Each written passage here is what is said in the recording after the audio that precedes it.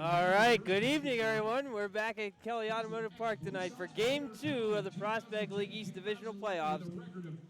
Blue Sox will host the West Virginia Miners here tonight with a 1-0 series lead thanks to a 5-4 win in a hotly contested ball game last night. I'm Jaron Steele, joined by Joel Norman and Kelly Gursky. And we're going to have a fun time here tonight, I hope. Last night was as good of playoff baseball as you could get. I mean, it comes down to the final pitch of the game. Derek West strikes out a guy to Colby Johnson to win it, and we got to escape Beckley with a win last night. Yeah, I think the biggest takeaway, like you said, was West 2 innings of scoreless relief. A real strong effort for him all around. And, they're going to need some more. You want your stars to go deep, but you need shutdown relief corps. So looking for similar today. But, if you're the Blue Sox, you got your guy on the mound back-to-back nights. Really, you couldn't go wrong with Coward. And tonight you got LaPiana. Yeah, no doubt about it. And, as we said, a special season so far for the Blue Sox, trying to continue it. And you know that West Virginia is going to be gunning for you. It's a win-or-go-home game for them. And, they don't have the luxury of losing a ball game and still staying in it. The Blue Sox do, though. So the Blue Sox, as they have all year, probably going to play loose and free. And, West Virginia's got everything to lose, and Butler has everything to gain. Yeah, we'll give you the lineup tonight for the Miners. Leading off, as he did last night, will be the catcher number 28, Matt DeLeo, followed by the right fielder number 2, Colby Johnson. The center fielder, Austin Norman, will bat third, and wear number 7, followed by the cleanup hitter number 22, the third baseman, John Hagan. At second and batting fifth will be number 8, Ivan Acuna. Then it will be the first baseman, number 23, Justin Mitchell. The DH tonight will bat seventh, number 14, Chad Ramsey.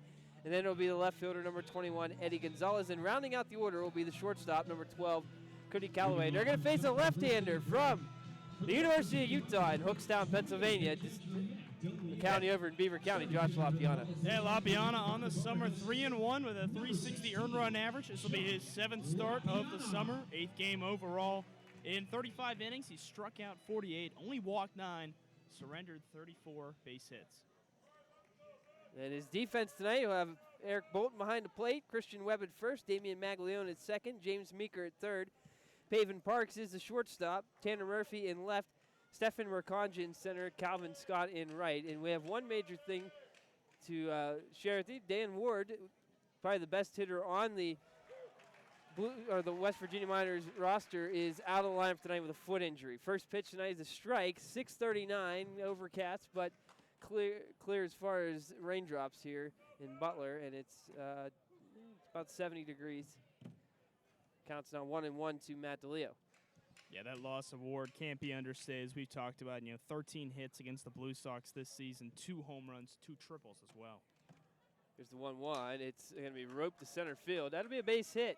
So DeLeo leads the game off with a single. Yeah, and really didn't get all of that ball. Did DeLeo? Might have got it off the end. It might have ended up breaking the bat, and he did. Who's that? Austin Norman kind of slammed it down. You can hear it. Off the end, shattered the bat, but fell in for a hit. So weak contact in the first batter for LaPiana. Just flared it in for a hit. Credit goes to DeLeo there. Bat goes down to Hero. Yeah. Our umpires tonight, Marty Erdis behind the plate, Justin Murphy at first, Mark Schmidt is the third base umpire, who's currently standing in the middle of the infield. Strike call here to Colby Johnson, who struck out after a heck of a battle last night in the 9th inning to close out the game. And check it first. Here's the pitch. That's right there, but roll the ball a little bit outside. Johnson was on a 5-game hitting streak before last night's game. We went 0-for-3, but he was hitting .350 over that stretch, so trying to keep that hot bat down like they did last night. 1-1. Nope. We're going to throw over first, and DeLeo will dive back to the bag. Not a lot of speed in the leadoff hitter, DeLeo, but somebody who, I guess, gets on base. There's not a lot of speed on this roster for West Virginia. Johnson can take a bag. Gonzalez. That's about it. This ball's hit the right field. Calvin Scott going back, and it's over his head to the wall. And that'll be a double for Johnson. And their second and third here with nobody out. Miners come out hitting. Yeah, it's a rough start so far for LaPiana. He's had his success against The Miners this season, 2 starts against them, had a 1.39 ERA, got the win in both of them. 2 quality starts combined to do 13 innings. So, a little bit of a surprise with how this one started, but he's got to try and settle himself down here. And there for a second, I thought that ball was going to be right at Calvin Scott in right field. Looked like he had a beat on it there, and it just kept going, kept floating, and got to the wall. I thought that was going to result in an out, but like you said, they've been squaring Lapiana up to start it. Fastball misses away to Norman. He's got to dig deep here and try to limit the damage early on. Not much wind at all, too, so that ball, it just kind of kept carrying like you were talking about. Strike call here to even to count at 1 apiece. This is a big series of pitches for Lapiana. I mean, it is early, obviously, but you want to start the game well. You want to come out on a high note, and so far it hasn't gone that way. If he could limit the damage here, this could prove to be huge throughout the course of the game for the Blue Sox. 1-1 is outside. Norman doubled last night and had an RBI. He was 2 for 4 in the ball game.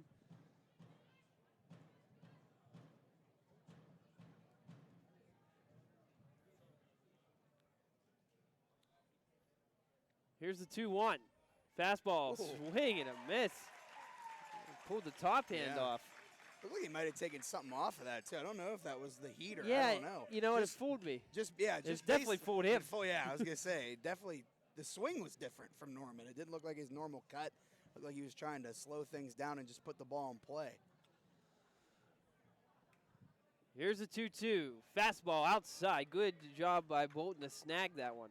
It'd be huge to get Norman out, obviously. We talked about it all year long when he was capable with the bat. Led the Prospect League and regular season batting average with a 375 mark. So he had his struggles the last time he was here. Remember, he had 3 strikeouts down, a couple of pop-ups, stranded 8 men in one game.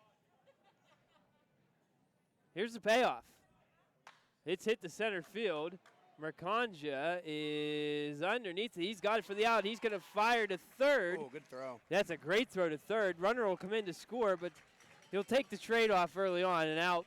A sacrifice fly by Norman makes it 1-0 West Virginia. Yeah, that ball off the bat, you kind of figured that was going to score DeLeo from third, but the thought process was don't allow Johnson to also tag up. So that was really good, really great throw by Marcanja and good decision to go to third base there. Yeah, I think if he does go at second base, if Johnson does take off, I think he's out by a good bit. It was a one-hop shot to Meeker at third. Credit Mercanja there. And you're right, Jan. I think they're going to trade early on, at least in the first inning, and out for a run there. The check of second by Josh Lapiana. He'll come home.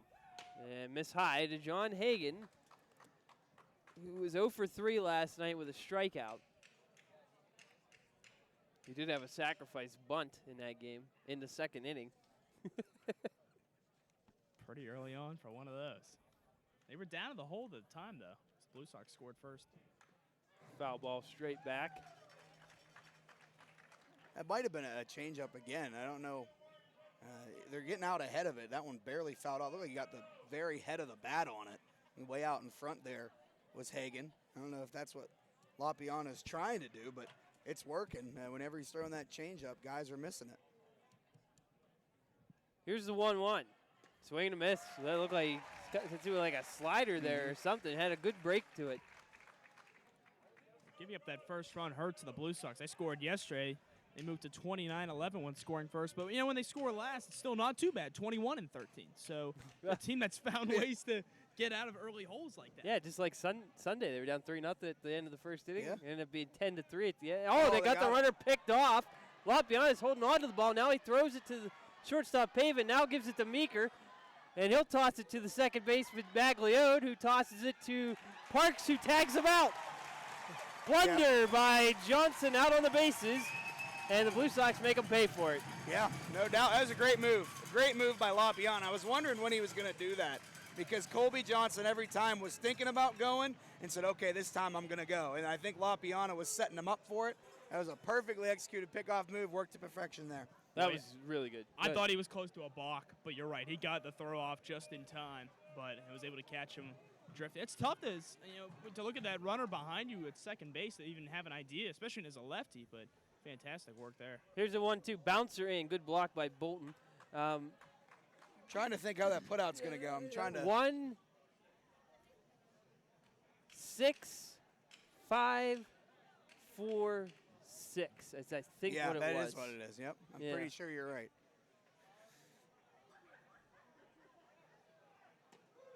And Hagan is caught looking to end the inning. So what started out as what could have possibly been a big inning for the Miners ends up only being 1 run.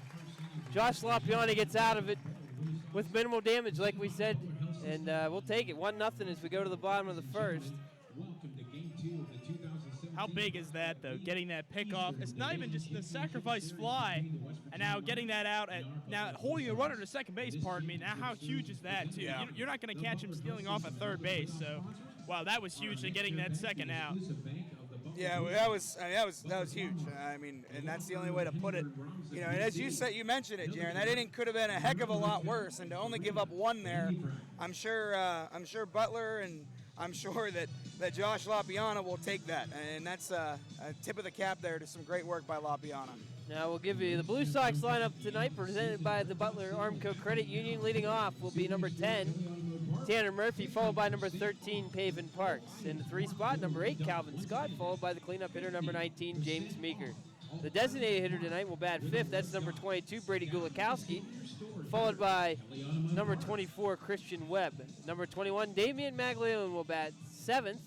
Then it will be number 9, Eric Bolton in the 8 hole, and rounding out the order will be number 3, Stefan Mercanja. And they're going to face a left-hander from the University of Oakland, Austin Sheary. Someone who the Blue Sox are pretty familiar with. 1-4 on the season, the .465 ERA. This will be his 16th appearance, 7th start. Does have a shutout, which was against the Blue Sox back on July 20th. He only allowed 4 hits and walked 2, struck out 11 in that game. But his very next start, 9 days later, was against these same Blue Sox, and they roughed him up in that one. 5 runs, 4 of them earned in 5 innings, 8 hits, and he walked 2. Tanner Murphy takes a curveball for a strike to start off. The defense for Sheary tonight, DeLeo behind the plate, Mitchell at first, Acuna at second, Hagan at third, Callaway at short, Gonzalez in left, Norman in center, Johnson in right. And it's now 1-1 after a pitch missed Murphy, who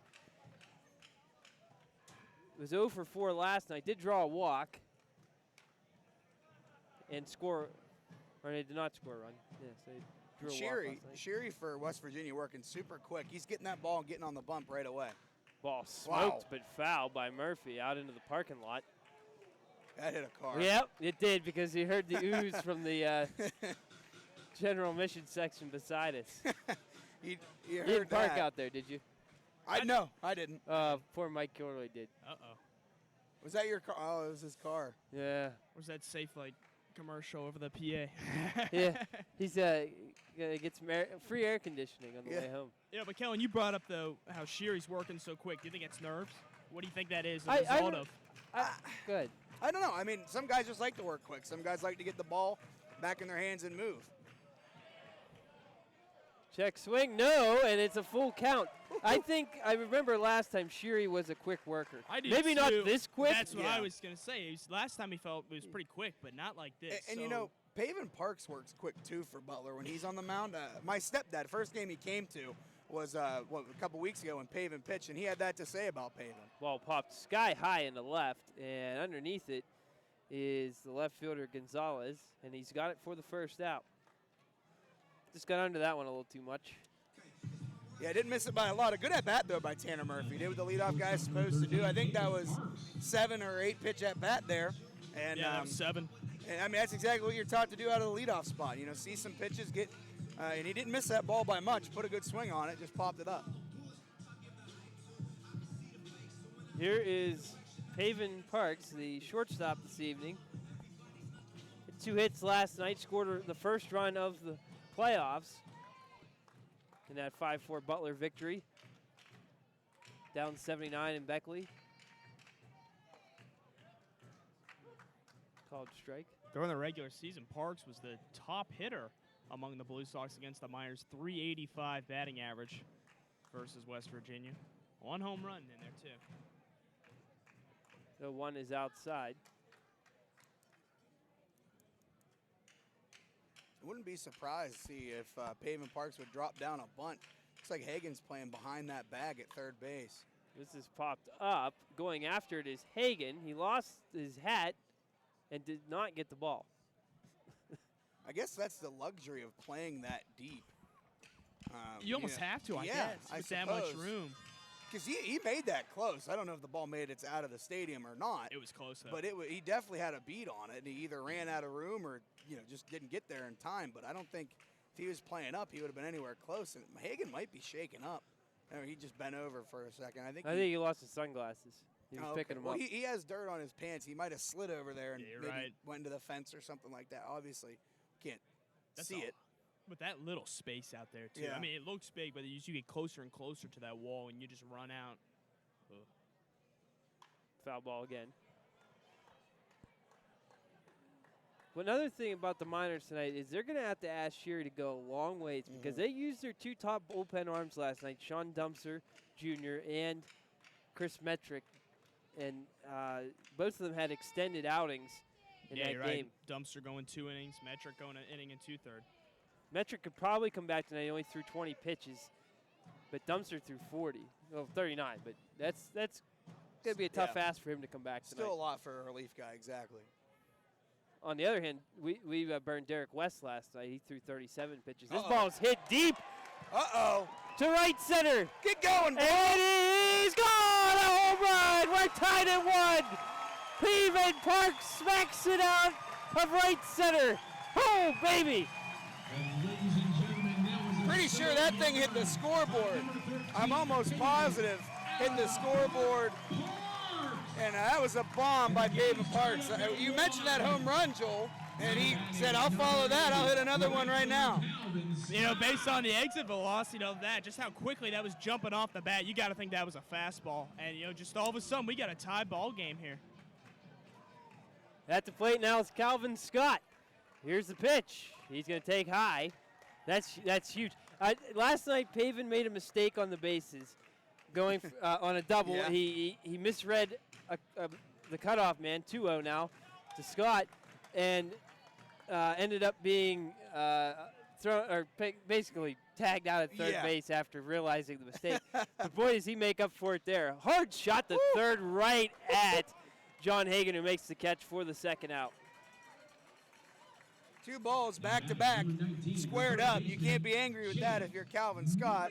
Hit it right on the screws. Would have been a no-doubt double if it gets past Hagan, but you can learn to live with it. And what do we talk about, though? You want that hard contact as the batter. And you see 2 at-bats in a row like that where they're generating hard contact. That's huge for the Blue Sox. Strike called to Meeker. You wouldn't be mad at it, but you're going to be mad at the result there. Yeah, you're right. Yeah, not mad, just kind of frustrated. Frustrated at the result. It's a better word, exactly. This ball's hit the center field. That's going to get down. Meeker's got himself a single here with 2 outs, and he'll keep the train rolling for Gulikowski, who had 2 doubles last night.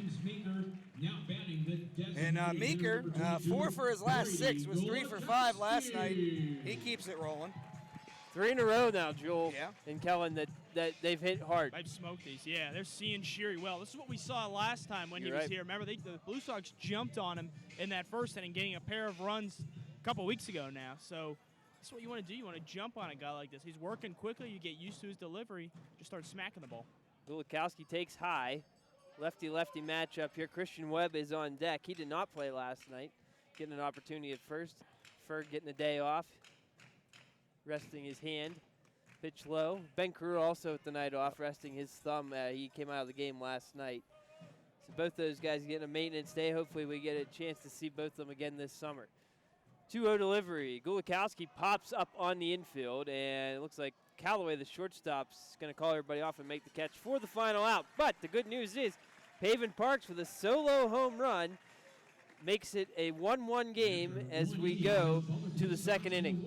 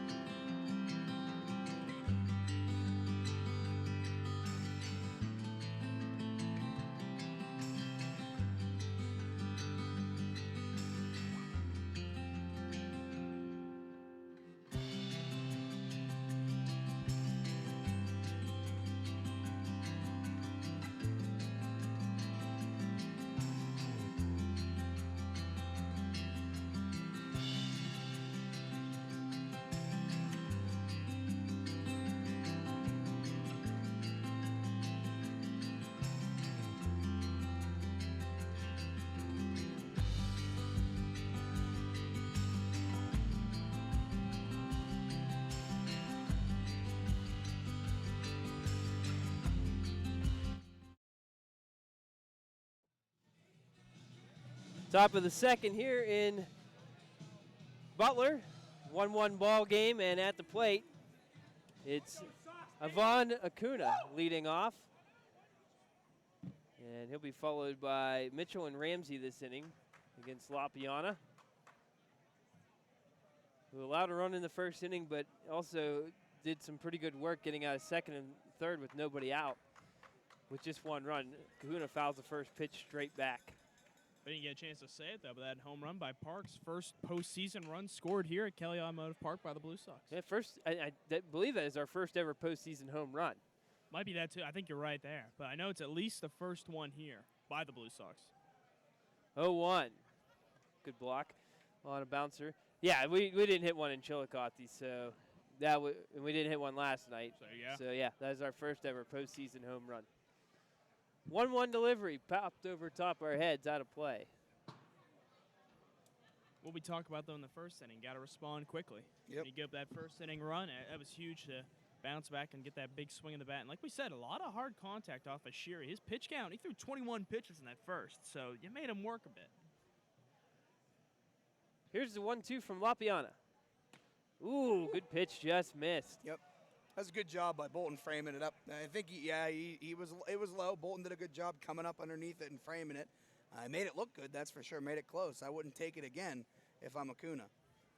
2-2 delivery, popped up. That's out of the stadium as well. But we should keep a stadium count. Foul balls we away the should. We stadium. should make a tally. Run out of ink. Yeah, we would. My goodness, in that game on Sunday, Jaron, I think we lost about 30 in the first inning and a half. Yeah, it was awful. Here's the 2-2 again. That ball is lined to center field. Mercanja has it go by him and go all the way to the wall. A misplay in center field, and not a good misplay either. That's a horrible misplay. Acuna's still going around. He's going to stop at third. Should be a single and a two-base error, in my opinion. Yeah, that's a mistake you can't afford to make if you're Mercanja. That was such a I mean, I understand trying to make a play, but you know you're not getting to that ball, and he knew it too late. Yeah. And by that point, he was already falling. Yeah, I think he got a late read. He thought it was more in the gap, I think, and he went to take a step to his left. Right.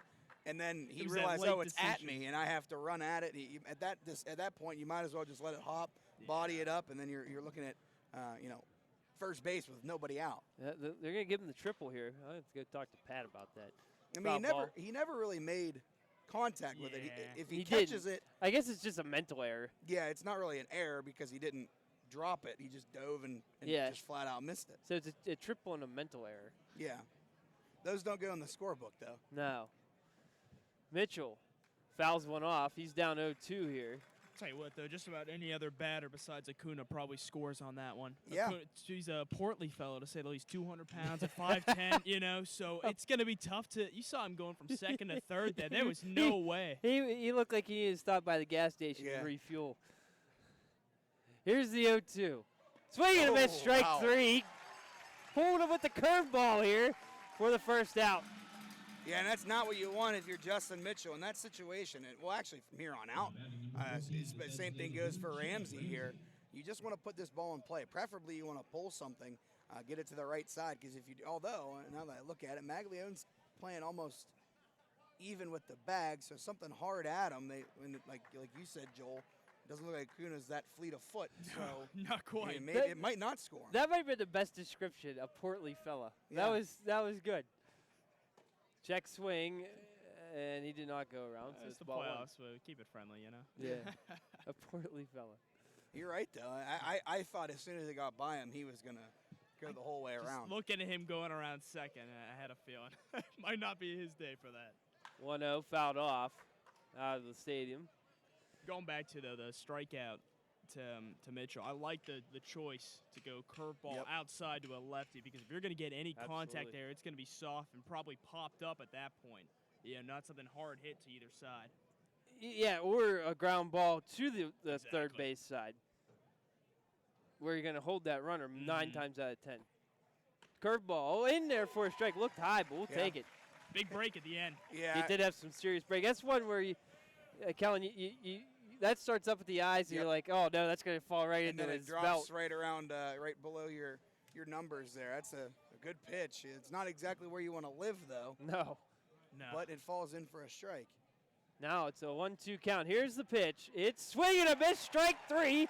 Back-to-back Ks for Lapiana.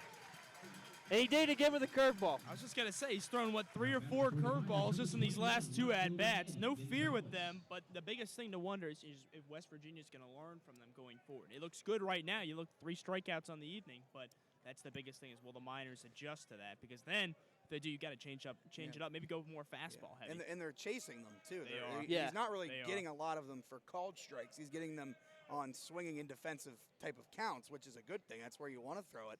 But, you wonder if the Miners will learn to take that curveball. Ball hit the center field on a line. Mercante is going to have it fall in front of him. Yep. And that will be a RBI single for Gonzalez. They got 2/3 of the way there, but the Miners respond with a single to make it 2-1. And you got to credit the West Virginia Miners getting that run back. That's a good job by Gonzalez. Hit it right up the middle, right where what you're taught to do. Mercante a little frustrated with himself, so it looked like. I feel like if he doesn't miss the first one, he dives and tries to get that one. You know what, though? Give credit to Marconcha for learning from his Right, mistake. exactly right. You can't dive for that one after diving before and Yeah. failing. It's better to take the safe way there because I think either way that run was probably coming in for as far as that was hit. 1-0-1 count here to Callaway, the shortstop. Now it's 0-2. Yeah, the only way that doesn't come into score is if he If it's catches caught, it with a yeah, full head of that's steam right. and doesn't leave his feet. But other than that, you're It's exactly risky. right. Yep. It's risky.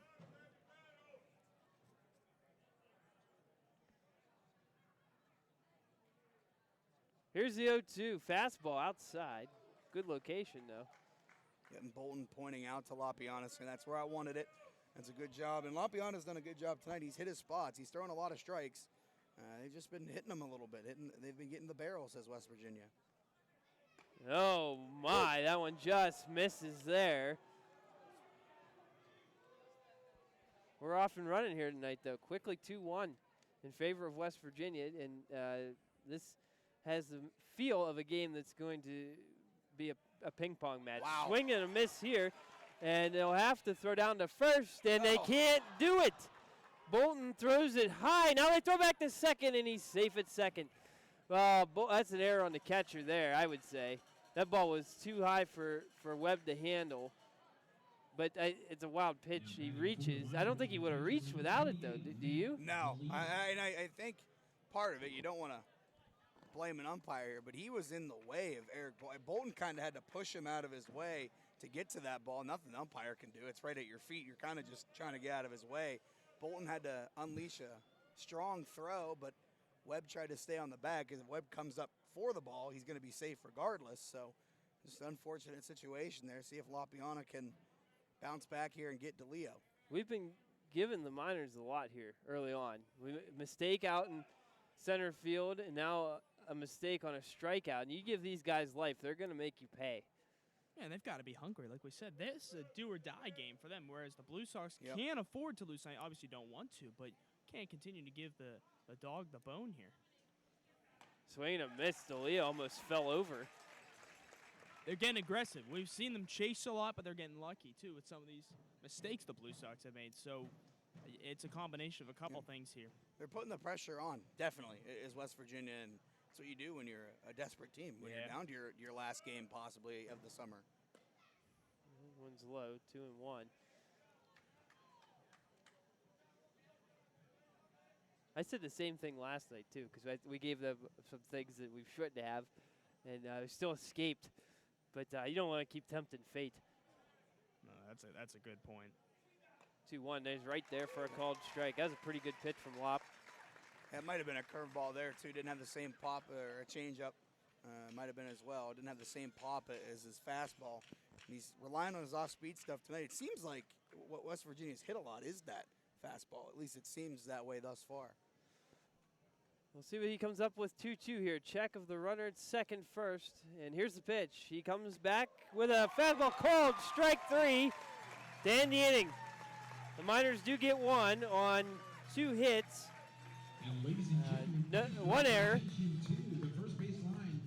And leave 2 2 on base. We'll go to the bottom of the second. West Virginia 2 and Butler 1.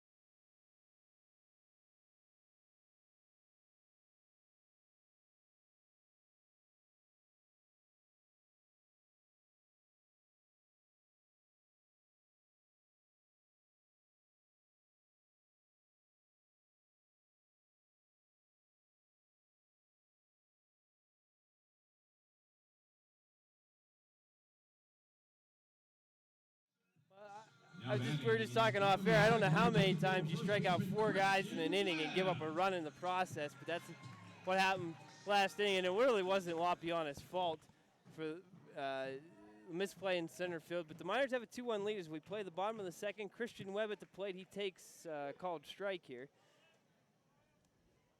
These mistakes by the Blue Sox have hurt Wapiana. Obviously, the 2 runs have come in, but he's at 41 pitches already. 0-2 here. Sherry continuing to just not mess around. No, he's getting right on that rubber and getting ready to go. Although we've seen Webb, he's been a good 2-strike hitter this summer. He's done a good job going the other way a lot. Hey, he did that the other night in that 10-run inning. Yeah, he did that. He 0-2, slapped a double to the gap in left center. He takes ball 2, 2-2. Good spot there by Sherry. Yeah, it really was. He's getting right on that rubber, man. He's not messing around. He's not wasting any time. Now Webb chases a high fastball, strikeout, and that's the first K of the game for Sherry. We just talked about that, not chasing pitches there, but yeah, Webb saw that fastball up there, wanted that one, but goes down swinging instead. We can get a chance to talk about this, guys, but there's 4 lefties in this lineup for the Blue Sox tonight. They're not really afraid, even though with Sherry being a lefty. We saw last time, Jaron, a couple weeks ago, they stacked the lineup with the righties against Sherry. But now, this time, not afraid to have their best hitters in, even if they're left-handed. Maglione takes a pitch for a strike. Maglione had to come in off the bench last night and play left field with an injury to Ben Carew. He's back at his normal home at second base tonight. And he's going to ground one foul past Cody Harold, and he's down 2 strikes. Yeah, Maglione right on that pitch. Just pulled the trigger a little too early. He hit it hard, hit it very hard. Just foul, obviously. Now Maglione in an 0-2 hole. But Maglione has been hitting the ball well as of late. Great home hitter, too. Hits .357 here at Kelly Automotive Park. 0-2 delivery is way high, and it's stuck in the net and falls out. That would have been interesting if Maglione would have swung at that. Last night in West Virginia, a ball hit the plate and went out of the park on a pitch. Insane. It was, ball hit well to left field, hanging, but it's hanging up there right to the left fielder Gonzalez 2-way. He put a good charge into that one, but it was basically right to him. He didn't have to move. Yeah, if that ball's down the line or in the gap at all, it might turn out to be a hit. He just didn't have to move. He was right at him. I mean, you're right, Jaron. Maglione didn't miss it by much. He just missed it just enough, I guess. We said at least once a game at this ballpark, a ball that should have probably been off the ball or out isn't here. Bolden is hit by a pitch. He gets hit a lot. He really does. And that game on Sunday, I think, right? I think Bolden played on Sunday. He played third base for an inning and then went back to catcher. But he was hit, I think, twice in that game. He was. That's 5 hit-by pitches for Bolton in his last 3 games. 1 at least in every one. He had 2 in his last 2 apiece, so going for that again today. The hat trick of consecutive. That's why he wears that elbow guard. Yep. if you got it, use it. I guess, right? He crowds the plate a lot too. Yeah, he does. He's a catcher. I feel like a lot of catchers do that. They get up on the plate. They know where the zone's at. They know where they can be, and Bolton no different. Mercange at the plate takes a ball. Now that there's a runner on, Sherry is slowed down a bit. Chopper foul to Harold. He fields it. Yeah, bare hand stab. The big thing for Sherry about that, though, hitting Bolton, it was on the first pitch. So at least he didn't play around, get into a full count, and then hit him. Whereas you'd look at that as just a walk, but with saving a few pitches in there. So that's going to help his pitch count a lot. Here's the 1-1. That ball's popped out of the stadium.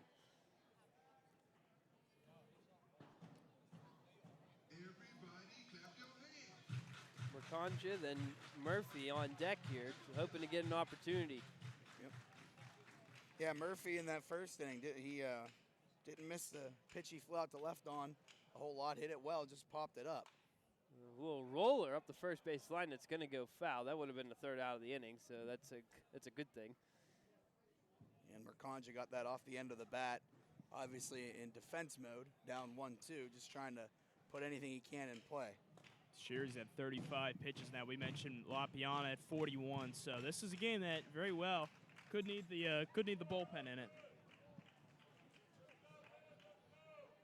Yeah, that's one thing you want to do is drive Sherry's pitch count up. There's a line drive to left. That's going to get down for a base hit. Bolton will hold at second. Nobody was covering third for a little bit.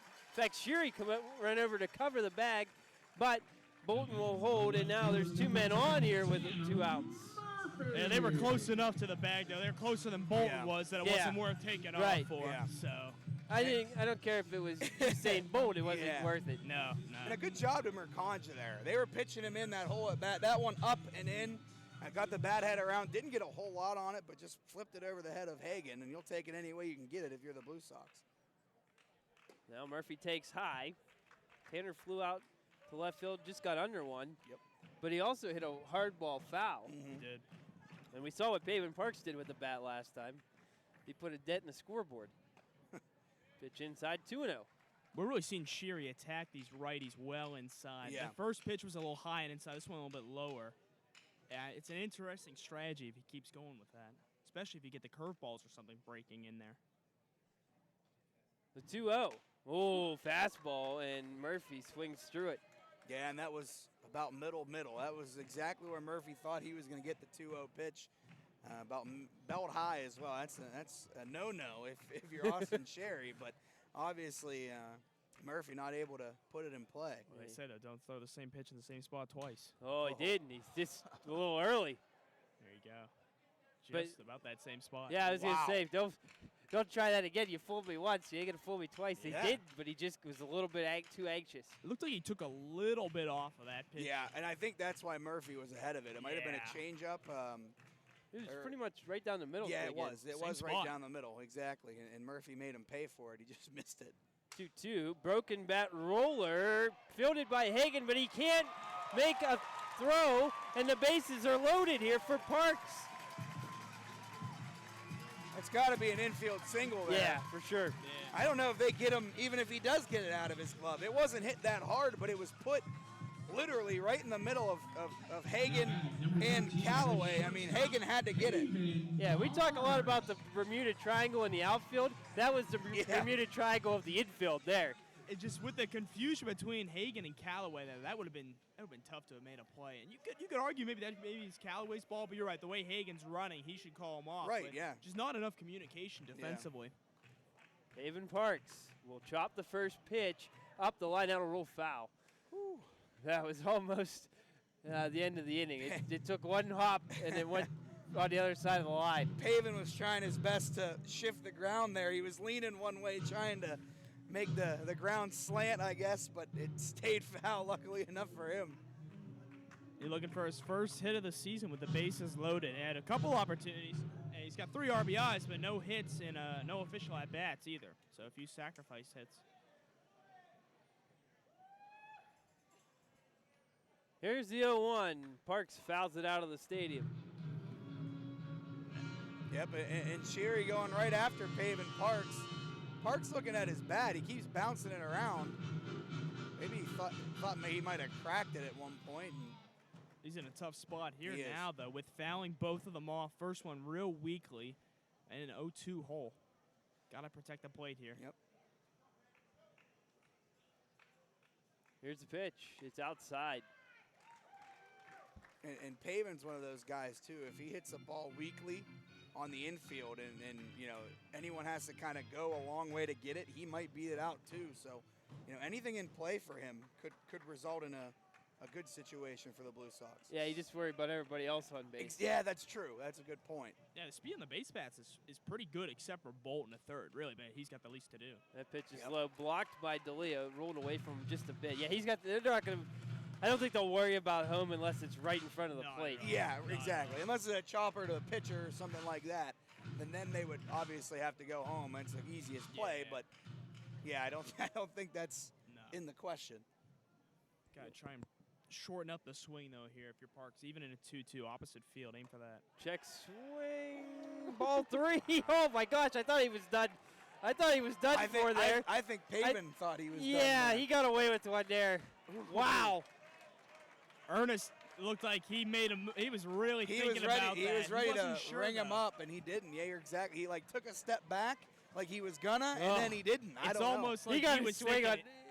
It's almost like he was thinking it's too late to ring him up now. Yeah, you got to swing on this pitch. I feel like. He And the did. ground ball, base hit. Bolton's in to score. Mercant just comes on. The ball is bobbled out there, and now Murphy's coming home. And here's the throw. He's going to be safe at the plate. 3-run score on a double by Pavin Parks. It's 4-2. We talked about the minors making mistakes. I mean, the Blue Sox making mistakes, and now the minors are making mistakes. And wow, Pavin Parks have a day. I think Pavin is going to get 2 RBIs on that. I don't think it's going to be a bases clearing double. I think he advanced on the air.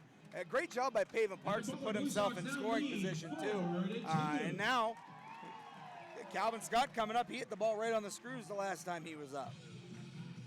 Right back up the box, and a mistake out there by Norman makes a huge difference, because you're right, Murphy does not score unless he makes that mistake out there, because the play was still close at the plate. Yeah, it definitely, no doubt. Just gave the error to Norman on the board, too. So, yeah, that's the right ruling. You had to. With how Norman played that, there's no way Murphy scores on a single up the middle from first base. Here's the pitch. Scott takes low, and now that non-third strike call looms large here in favor of Butler. My goodness. And you got to credit Pavin Parks there, too. He knew that he got away with one. He said, okay, if this is close, I got to put it in play, and he did it. Scott takes a strike. Scott had 4 straight singles last night.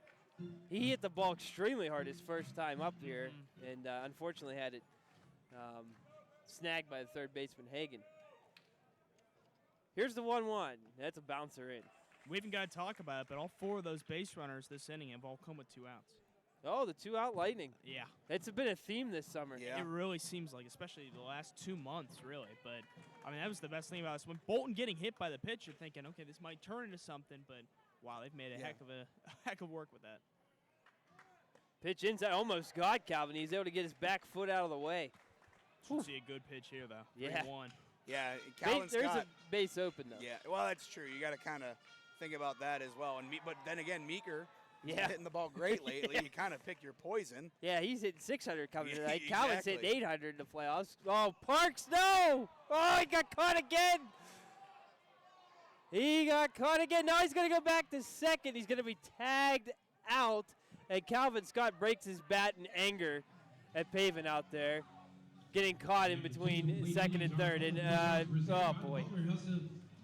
I believe that goes 1-5-4.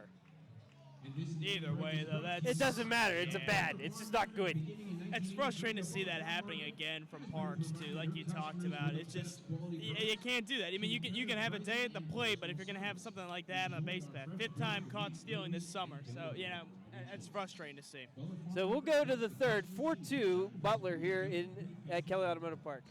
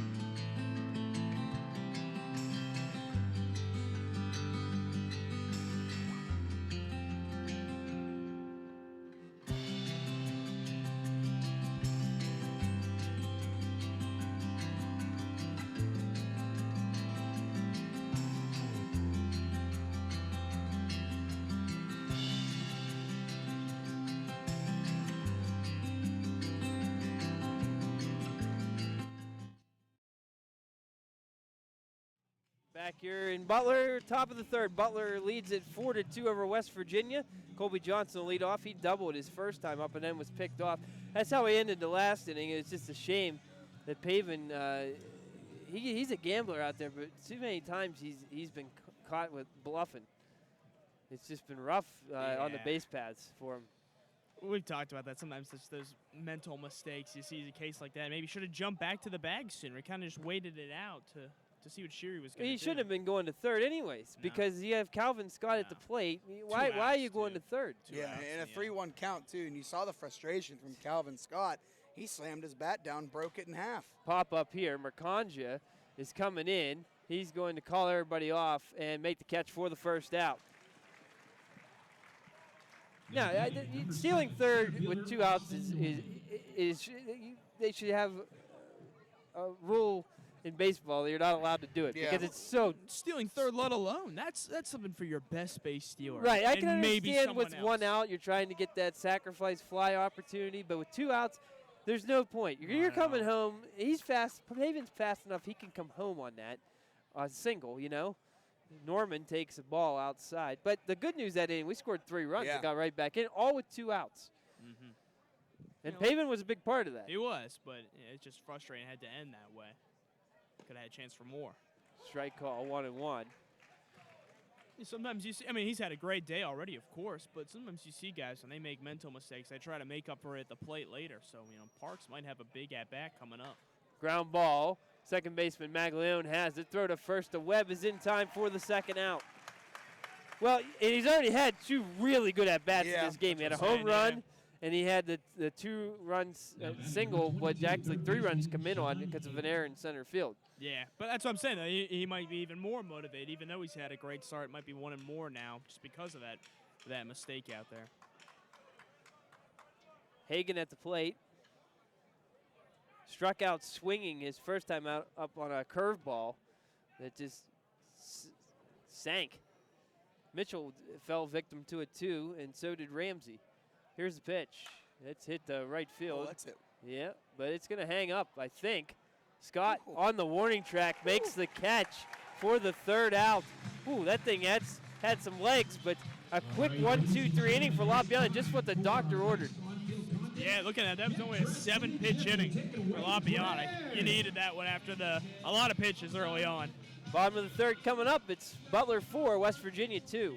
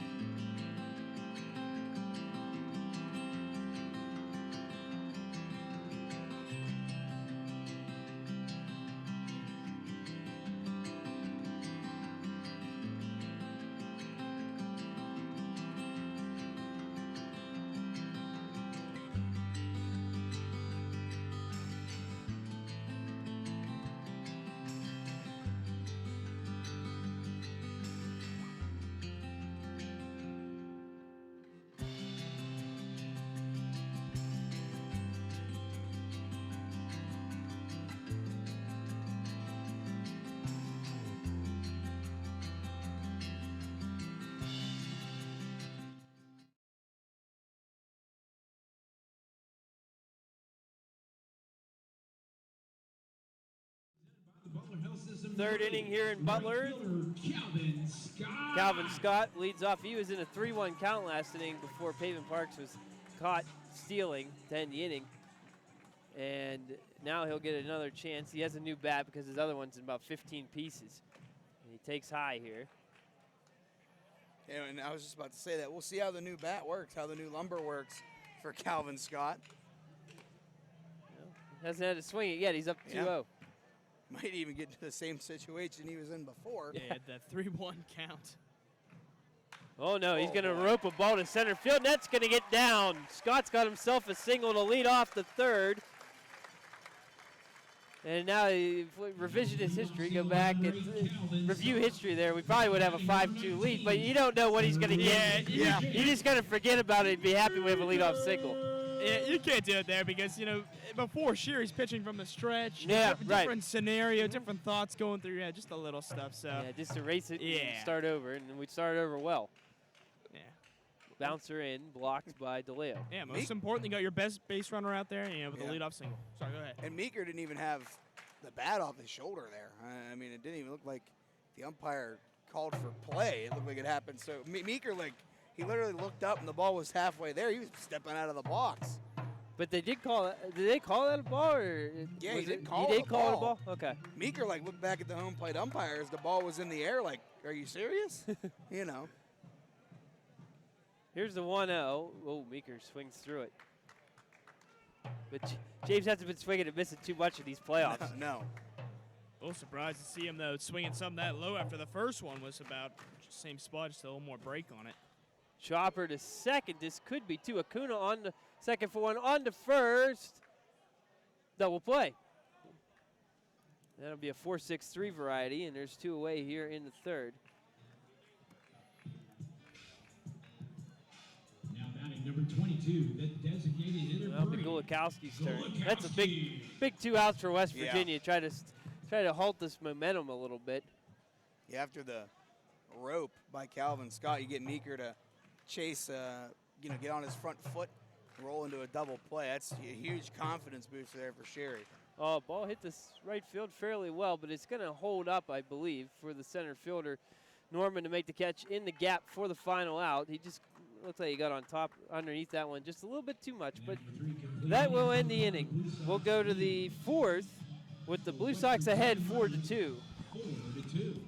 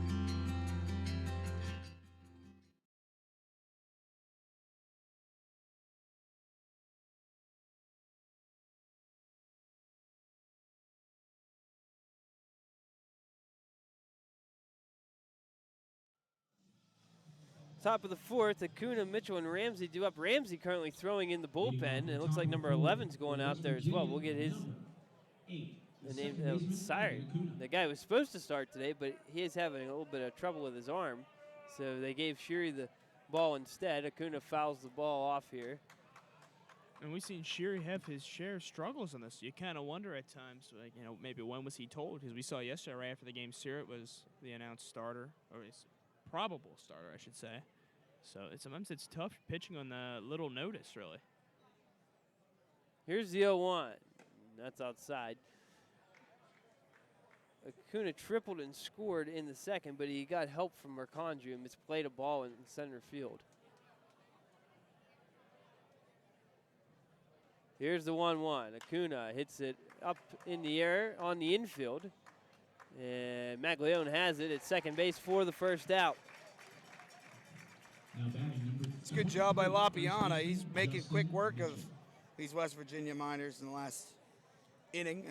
What'd you say, a 7-pitch inning for him in the last inning. Last inning, and then a quick out here to start the fourth and moving right along here. Yeah, it was kind of funny. I just saw in Mitchell's warm-up swing here, he was swinging choked up on it, just with practice swing. And it may be just what he normally does, but it is interesting if he's preparing for a scenario like that. Pitch is going to miss high. Ramsey was down in the bullpen. Now he's getting his batting gloves on. Ooh, pitch inside again, up high as well. Maybe with Ramsey, they're just getting ready in case Sheary gets in more trouble, and then they just put him right into the game. You don't want to send him out cold, obviously. I mean, if he's got a bat, you got to get your warm-up pitches in at some point. Chopper out into left field. That'll be a base hit. And Mitchell Now batting number 14, the designated hitter, Chad Ramsey. is now 1 for 2 on the night. Looked like that was a perfectly placed ball because Paven really didn't have a chance at it. Yeah, just right into that gap between the shortstop and third baseman on the left side. Just going to the opposite field. You're not going to be able to pull it every time when you face when you go lefty-lefty there, left-handed pitcher versus left-handed hitting Mitchell. So that's a good piece of hitting.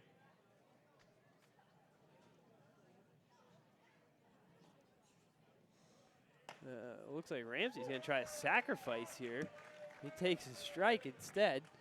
What do you think, Joel? You're down 2 runs. Why are you playing for 1? Not only that, is then you go to It's 2 outs. Right. 2 outs. Yeah. Gonzalez did single his last time up, but Still, doesn't forgive it. there's a strike. He might have been looking to bunt for a hit there. I mean, he pulled it Maybe. out late. But Still. when you look at it, though, Meeker's, even with the bag, I don't really know He's where you're backing going to up. bunt it to. You He's know what backing I mean? up now with 2 Yeah. strikes. Yeah. 0-2. Swing and a miss. Got him with that breaking ball again. And Ramsey set down on strikes for the second time tonight. Fielder number 21. Curveball looks good for Lapiana tonight. Yeah, he's getting in the right spots, the right hitters, whether they're hitting lefty or righty tonight. It's been a 2-strike pitch, and West Virginia's had no answer for it so far. Yeah, and Lapiana struck out 6 so far. Well, 5 of them have been actual outs. He did get that error. He did strike out Callaway, and then he reached on an error. So, a good night so far for Lapiana. Check of the runner. Here's the pitch. Fastball in there for a strike to Gonzalez. Yeah, half dozen Ks. That's pretty good work through 3 2/3. Season high for Lapiana is 9. He's done that twice, most recently June 21st against these Miners. He's making a good case to break that, that's for sure. Check of the runner. Here's the 0-1. Runner goes. Here's the throw down from Bolton. It's wide of the bag. Paven did just a good enough job to get that from airmail into the outfield. Yeah. Stolen base for Mitchell with 2 outs here. It's kind of interesting, too. We saw Lapiana give Mitchell a good long look over there, but Mitchell took off nonetheless. 17th stolen base of the summer. It's second best on the Miners. It'd be tough to tell if he would have got him with a good throw, but I don't think so. I don't think he would have. I think he got a good jump, did Mitchell. He went pretty much right away. First movement off of Lapiana, which is interesting considering Lapiana the lefty. 0-2 popped up. That's in foul territory, and it will fall in between Meeker and Murphy for just another strike. They got 2 runs tonight, but something we didn't really get a chance to talk about before is that this Miners team hit 279 in the regular season, second best in the Prospect League. But against the Blue Sox, those hits didn't come as easily. 248 batting average. So and part of that you credit to the Blue Sox pitching, but it is interesting how such a strong offensive team has had such struggles with the Blue Sox. Yeah, that's a good point. Still 0-2 on Eddie Gonzalez. Paven showed like he was going to try to pick off Mitchell, and that forces Lapiana to step off. They might have had him there, too, Yeah. if Lapiana went right away. But then again, you have him 0-2. No sense in throwing the ball into center field or anything like that. 0-2 again fouled out of the stadium. Lapiana reared back for that one. You could see it.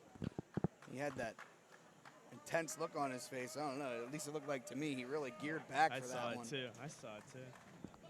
Playoffs, you bring your Yeah, absolutely. Everything's ramped up by 1,000.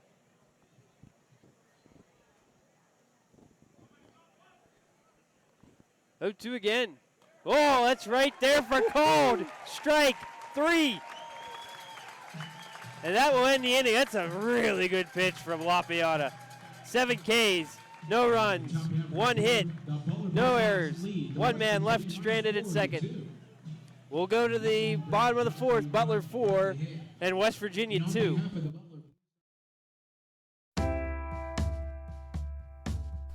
It's time for each and every one of us to face a very troubling fact. there exists a significant heroin and opioid epidemic in not only Butler County, but elsewhere across the country. I'm Rich Goldinger, the District Attorney of Butler County. This is my backyard and yours too. Together, we can work to eradicate the high-level drug dealers that supply these drugs to those using them. Heroin and opioid abuse does not discriminate. Users come from all economic backgrounds, are male and female, and may be teenagers or middle-aged adults. With your help and in conjunction with the Butler County Drug Task Force and the Pennsylvania Office of Attorney General, we can target those dealers who bring this poison into our county. Please report any suspicious activity to your local law enforcement agency, the Pennsylvania State Police, or to my office. This is our ballpark. This is our county. This is our backyard. Let's all say, not in my backyard. Please enjoy tonight's Blue Sox game. Christian Webb leads off here in the fourth. He struck out his first time up. He swings at a high fastball here from Sheary. 4-2 Butler as we play bottom of the fourth. It's been a good game thus far. That one missed outside. No doubt about it, Jaron. It has been a good one thus far. It's had everything so far, really. I mean, good pitching by Lopian. It's had some scoring, obviously. 6 runs through, 3 1/3, or 3 1/2, I should say. And that's exactly what you want. And it's playoff time. Well, popped to center field. Norman coming in, has it for the first out. Had the crack, but just got up a little too high there. It sounded good off the bat, but not quite there for Webb. You know what, though? That was a higher pitch, too. Yep. He went down swinging earlier on a strikeout a little bit higher, but that time making contact. So it's an adjustment. Give him credit for that. Yeah, that's right. And now with one out, here's Maglione, who flew out to left field. Ramsey's gone back out to the bullpen again here, Jaron. Yes, he has. He doesn't have to bat next inning, hopefully. Most likely. So here's a ground ball to shortstop. Callaway has it, and his throw will retire Maglione for the second out. Well, that's how we started the second inning, and then mass chaos ensued after. Yeah, 4 straight men reached after that. So, and it all started with Bolton. So, who knows? He's got that elbow guard That's on right. again. Hey, take it anyway. Only 5 pitches on the inning so far for Sheary, though. That's the thing, is you just want to keep rolling here, get some quick outs. First pitch misses. Looked pretty good. Here's the 1-0. Bolton chops it off his foot. Ouch. Boy, he's feeling all the pain all over the place tonight. I thought that ball, for a second, it was so loud, I thought maybe it hit the plate, but it did hit his foot. He's hunched over right now, and that's not going to make it better. Cody hits his other foot. Rolls the ball over and hits him in the foot. Oh, it was the same foot. That's what he's grabbing at. That's poor. Add insult to injury there. Yeah. I thought for a second there, I saw the ball rolling. I was like, that's going to hit him too, and it did. He's going to walk it off. Saw Dan Ward do this last night, and he's not playing tonight. By the way, the hit by pitch a couple innings ago, 15th of the summer for Bolton. As you would suspect, tops on the team. Take on one for the team, boy. 1-1 is fouled way out of the stadium. Boy, you straighten that thing out, it's Still going over bouncing. the fence. That's still bouncing out there in the building across the street. And Joe, I'm looking at your screen here. Does it say Bolton has a .352 on base percentage too? And he's only. That's correct. He's only Coming batting, into tonight, .352 on base percentage. Strikes out here for the final out in the fourth. Well, we'll head to the 5th inning here with the Blue Sox ahead 4-2.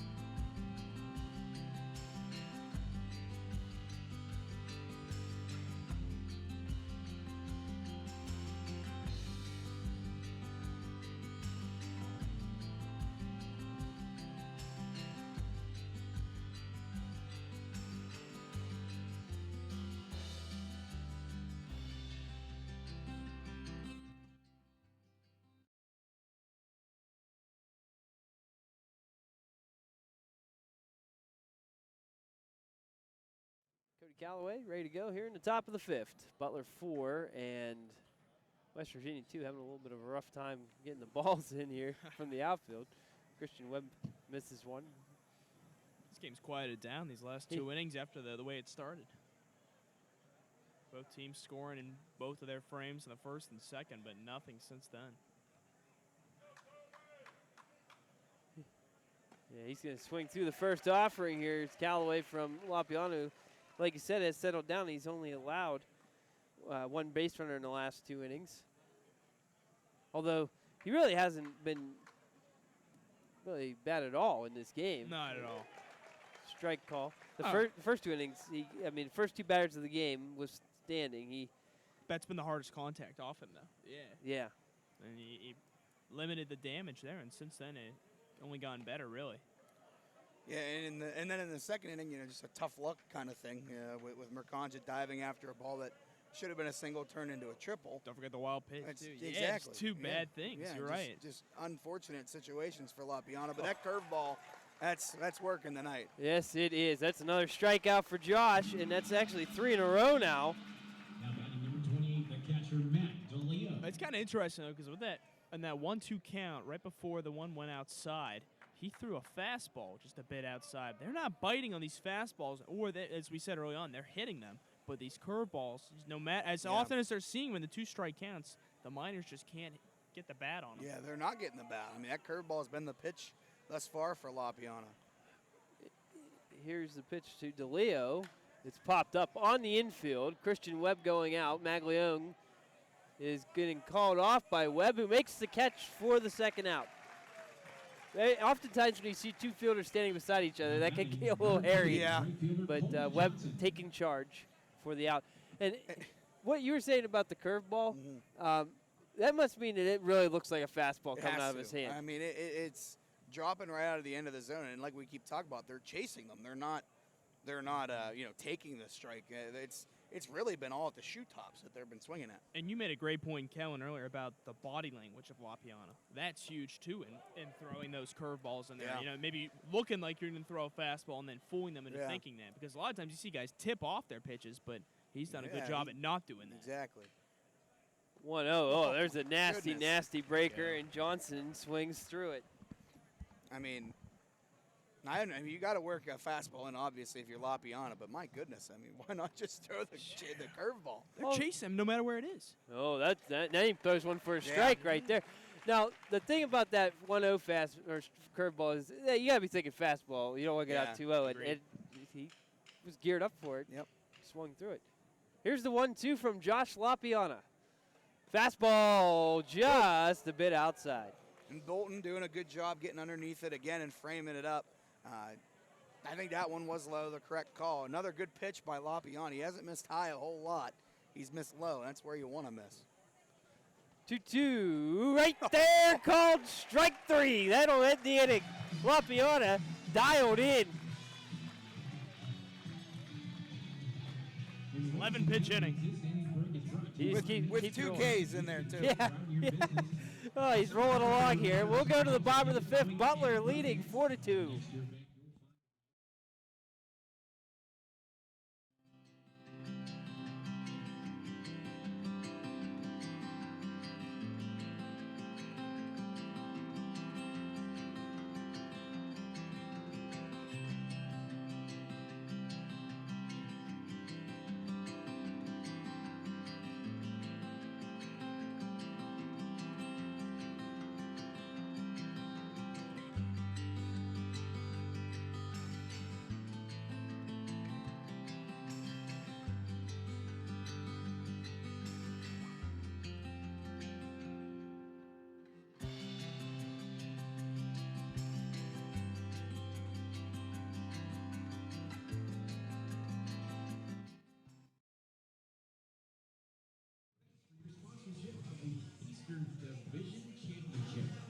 Stefan Mercanja will lead off here in the bottom of the 5th inning with the Blue Sox ahead 4-2. We were just talking off air about how, well, we talked about a lot on air too, about how good Josh Lapiana's curveball is here.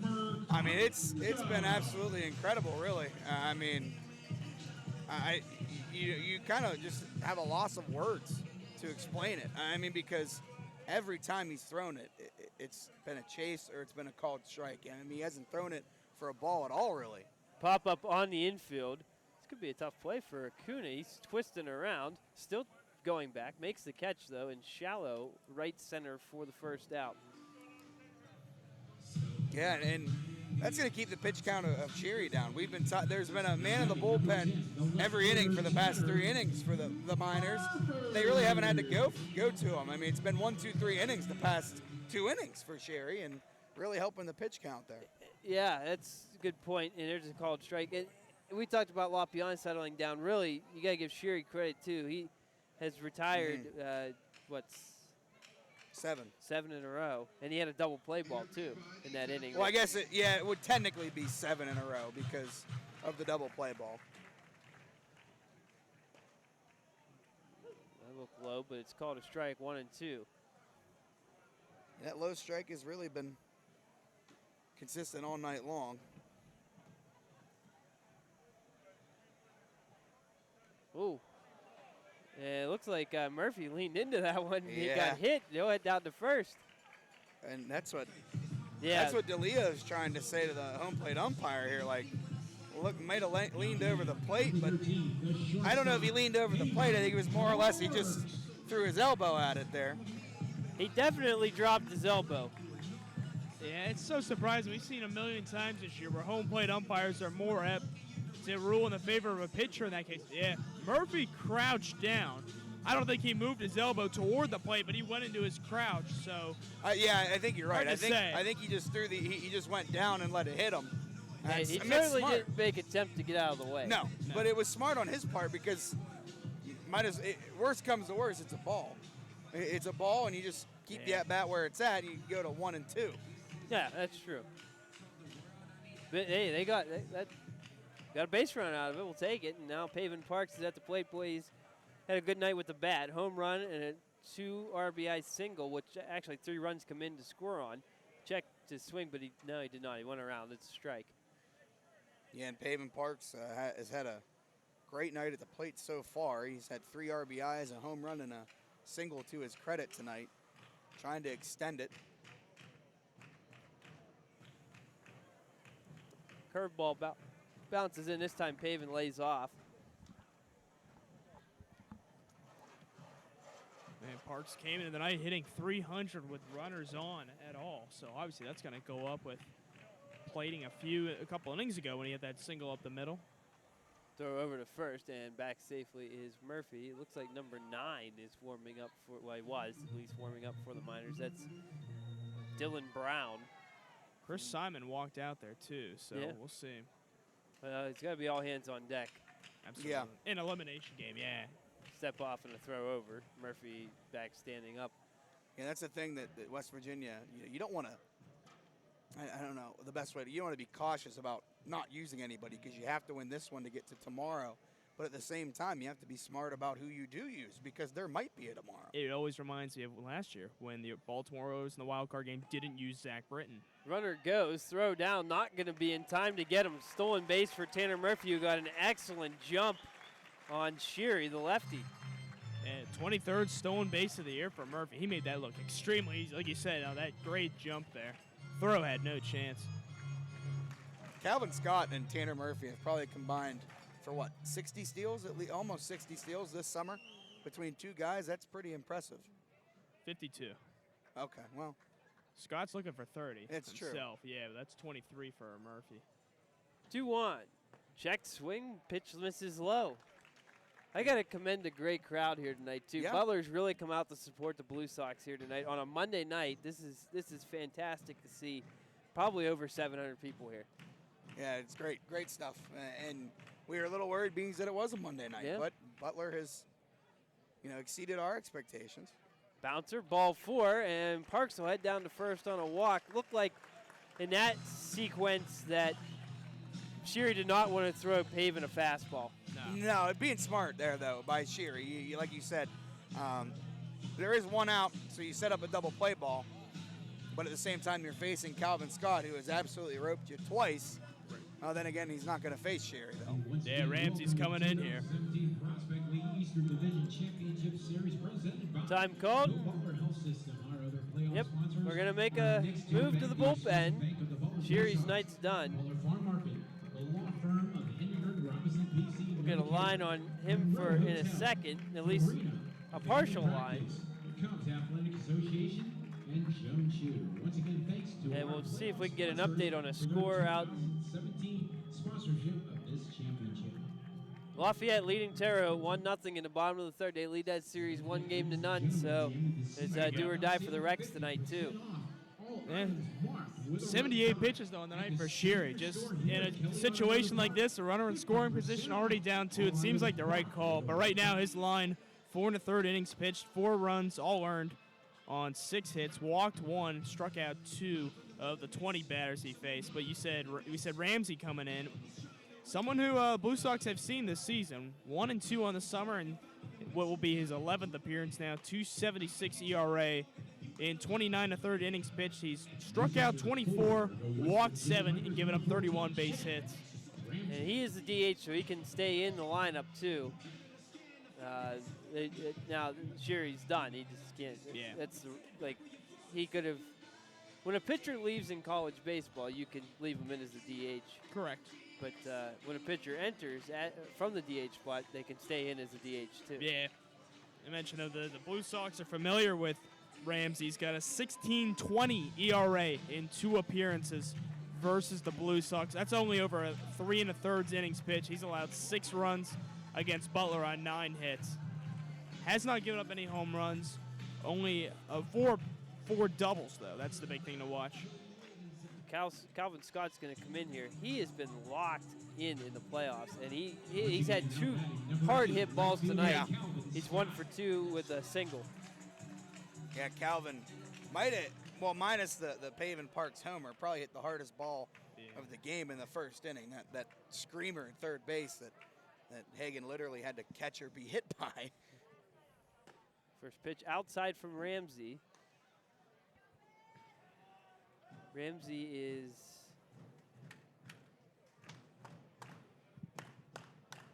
from Missouri Baptist, a junior there this year. Native of Damon, Texas, gets a strike call. Has a good pitch there, a 1-0 curveball. Looked like Calvin Scott, a smart hitter. He's not going to swing at a 1-0 curveball. He's going to get a pitch that he likes. Check of the runner. Here's the 1-1. Scott's going to take a curveball again, and that'll be rolled a strike. Another good spot there. I don't think Calvin was looking back-to-back breakers. Now 1-2. There's a variety of ways that Ramsey can go now with Calvin Scott. Be interested to see if he triples up here on that breaking ball. 1-2. Fastball chopped to second. Oh, and it's bobbled out there by the shortstop, and now Acuna is down, and going to third is Pavin. In to score is Murphy, and Acuna is injured out there. It looked like him and Parks had collided. They definitely did. What happened was Parks went in hard to break up the double play, and Callaway cut in front of Parks because he bobbled the ball, and I think Parks kind of slid off of him. I think maybe he hit him and then rolled into Acuna, and then I think he might have just stepped on the ankle or maybe on the Achilles possibly of Acuna. And Parks was just trying to avoid getting tagged there. That ball was still loose, and he's just kind of twisting and turning as he's jumping back up from the slide. So it's not like that's intentional. It's just with Acuna being so close to the bag, backing up the throw. That's what happened. So Murphy's in to score. It's 5-2. Yeah. That's an E6 on Callaway. That's a double play ball that he absolutely botched out there. And Acuna had an injury earlier this summer. He missed some time, so he might have re-aggravated that as well, possibly. Very, very possible. Just an unfortunate situation because Acuna was just kind of backing up the play that, the double play ball, as you said. And then all of a sudden, ball goes off the glove and he gets stepped on. Yeah, that's a ball. You just look at it. It's hit right up the middle there, so you've got to have Acuna behind Callaway in case it gets past him. But yeah, it didn't work that way, of course, with Callaway just bobbled it. We've seen him make some really solid defensive plays here, so I'm really surprised seeing that kind of a mistake. But You know what, though? Give credit to the Blue Sox, though, for good base running there. Murphy never Yep. let up. And that's the biggest thing. He was able to score. Parks was able to get to third. And you have it up on your laptop. Obviously, we have a luxury of kind of going back and looking at things. Obviously, the viewer at home does as well. But looking at it, I think Parks might have kicked it when he slid. The ball's live. You can't. I mean, it's tough to tell. But the way the ball shot out into the outfield just kind of looked a little weird. I mean, you got to credit Parks though, going in hard. Yeah, obviously no blaming him. No. It's in the line of his slide, Yep. and Callaway bobbled it as Parks was sliding. But, yeah, that made things maybe a little more complicated and probably helped Murphy score. That's interesting. Well, I like that. 62. Thanks to everybody out there watching right now.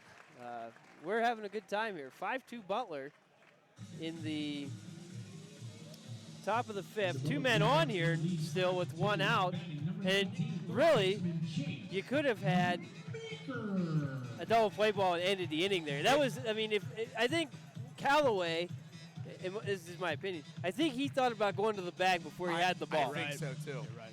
And then all of a sudden it was thrown away from him. Well, he knew he had to get it out quick because of who was running. Calvin Scott, a very, very quick runner, a very smart runner, and he was busting it down the line. Meeker takes a ball here. You got to feel for Ramsey. He comes in, does his job, and then the defense behind him kind of falters. And then Acuna does stay in the game, thankfully. He's not too banged up. Might have been just a stinger or something. You get that ankle rolled, and it feels bad for a while, then the adrenaline kicks in. And you mentioned, Jaron, he had a prior injury. He had an ankle brace, I think, and he was unwrapping it, rewrapping it while he was out. That's kind of why it took so long. So that's probably what it was. It's probably more of a knee-jerk reaction type thing where, I get stepped on my foot or on my ankle. It's kind of deja vu. 3-0 count here to James Meeker. You can understand why Ramsey doesn't want to go at him. He's hitting 377 with runners in scoring position. Meeker's going to take all the way, and it'll be a called strike. Parks at third and Scott at first. An opportunity really to attack on here. Already a 3-run lead. Meeker takes ball. 4 bases are going to be juiced for Brady Gulikowski. Now batting number 22, designated hitter Brady Gulikowski. Here we go here. This is the opportunity to really put this game away here in a lot of ways. Bases juiced for the second time today. We saw Parks take advantage of him earlier. Now Gulikowski's turn, but 1 base hit could really put the Blue Sox in the driver's seat here. Christian Webb swinging around on deck. Here's the first pitch. Gulikowski, ground ball to second. Acuna flips for 1 on to first. Double play to end the inning. And that is a huge, huge, huge double play for the West Virginia Miners. They stay in the ball game now. Yep. That saved. That could have quite possibly saved the game. You're only down 3, but 4 or 5 is a lot harder hole to get out of. You got to credit the defense there and Chad Ramsey getting out of that. So Blue Sox do get 1 run on. Heck, they didn't even have a hit that inning. They did not have a hit. They had 1 error. And 2 men left stranded on base. We'll go to the 6th with Butler ahead 5-2.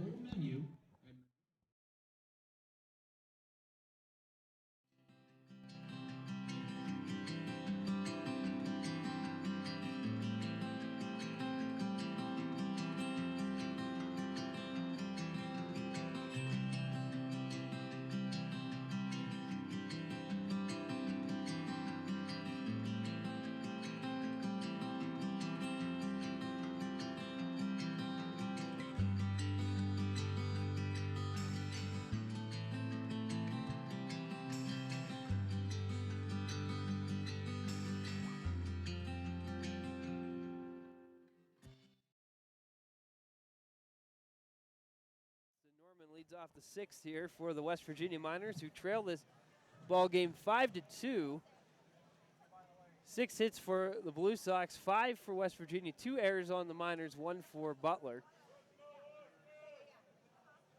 Austin Norman's ready to go. Loppe on his first pitch is a fastball, or actually it looked like a slider. It's tailed off at the end, but it's outside for a ball. And so we mentioned Lapiana having the 9 strikeouts, actually tying that season high. His prospect league record is 10. Chopper right back to him.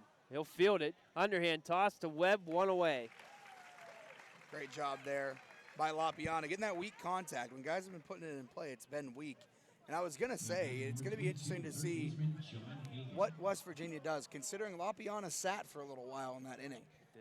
You know, and it's probably the longest he sat all game, really.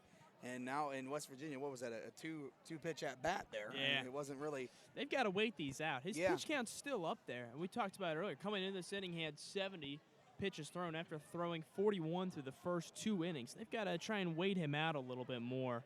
But I guess it's maybe they don't want to get to face those curveballs later in the at-bat. Yeah, you got to attack the fastball. I think that's the scouting report here if you're West Virginia. Well, he attacked the breaking ball to start it off, and Hagan fouls it off. He's 0 for 2 tonight, struck out and flown out so far. Yeah, I think they're going to have to attack early because of what you just said with that curveball.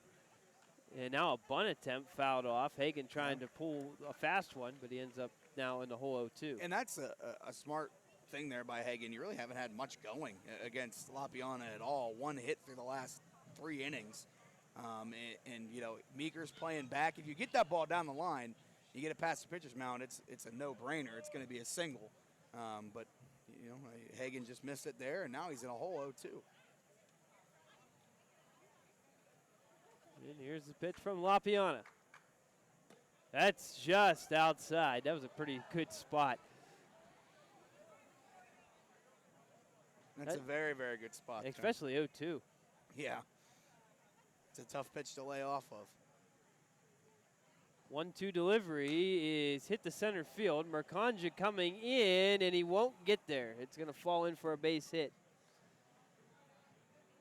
Looked like Mercanja's having a rough time reading balls tonight because he got a late break there, and he was kind of stumbling on his way in.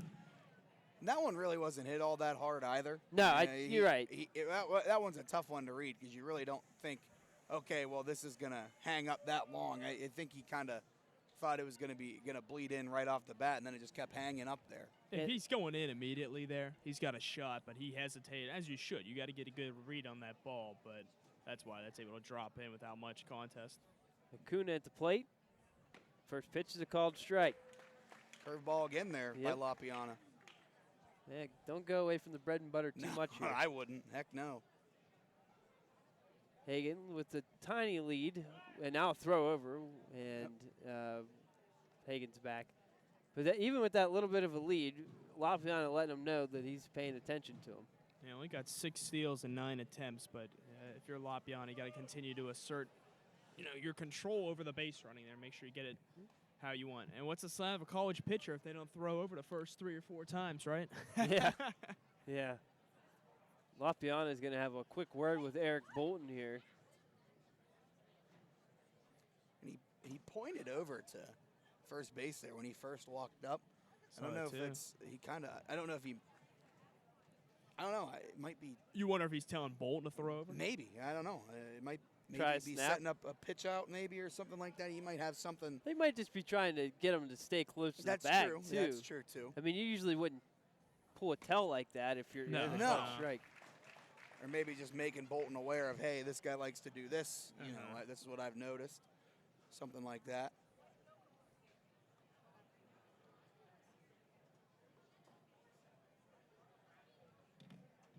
Here's the 0-2. Good bouncer, blocked by Bolton. That'll force Hagan to stay at first. That's big that Bolton bodied that up. That ball gets, anywhere to the left or right. I have a feeling that Hagan probably would have taken off there.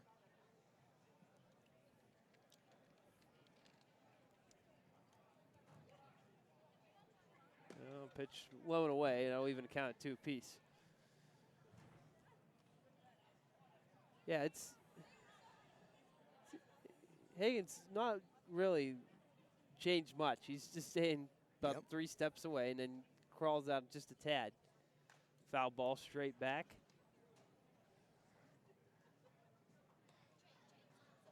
It's a good at-bat here by Acuna.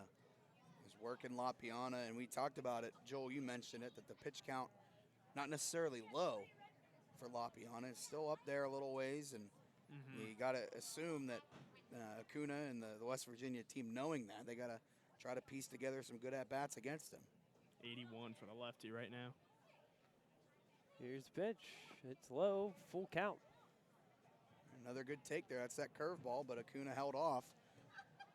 And Bolton again, he's been busy back there tonight blocking those balls. Yeah, and he's a solid Yes, catcher. He very, really is. Very solid defensive For a catcher. freshman coming, he's a young guy at Ball State. Runner goes. Here's the pitch. It's popped up, and they're yelling back. No, and Murphy is coming in. He'll make the catch for the second out. Hagan, they're fortunate on that play that ball was hit so high in the air that he was able to have plenty of time to get back.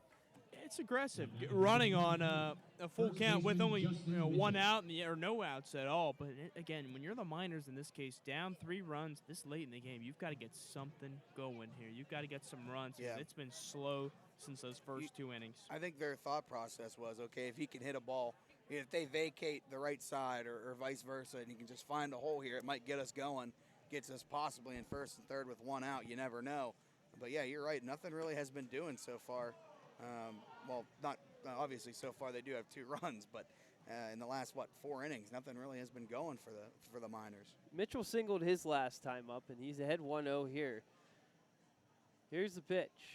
Swing and a miss. Good. Curveball again. Nasty, nasty breaker. He's really, really putting that on display here tonight. It's fun to watch it, too. It's a repeating record here, recurring theme of this game. It's just swing and miss on a curveball out of the zone. Lopiana will stare down at first. And then he steps off. He almost got him leaning the wrong way there. Hagan thought about that. Yeah, he did one of those, it's a common move with lefties. Most base runners have a tough time reading it. They don't necessarily take a full hop lead. He kind of just took 1 step, and that's the trouble you run into there. If you take that kind of shuffle after you think he's gone, you're dead. But Hagan doing a good job there.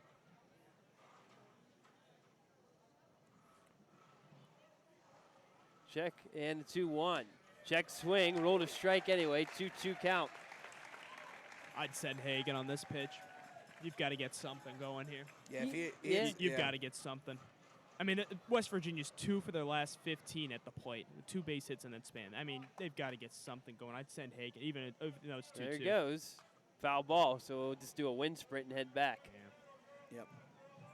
If you're Mitchell, I'd say go to the opposite field because look what just happened there. Parks came over. Yeah, second base. That's a tell. Yeah, Choke you're right. up big time if you're Mitchell here and shoot something on the side because look over at third, Meeker pretty close to the line, not covering a ton of ground. They could easily have runners at first and third here. Yep, they're going to throw over again here. At least make Hagan think about it. But he's probably going to go again here, I would imagine. Yeah, I would think so too. I mean, as Joel, as you pointed out, you got to get something going, whether it means getting the guy in motion or whatever it takes. Now he's going to stay put, and it's a chopper to second. Magliano's got it. Throw to Webb, and that's the final out here in the top of the 6th. No runs, 1 hit, no errors, 1 man left on base. Bottom of the 6th coming up, Butler 5 and West Virginia 2.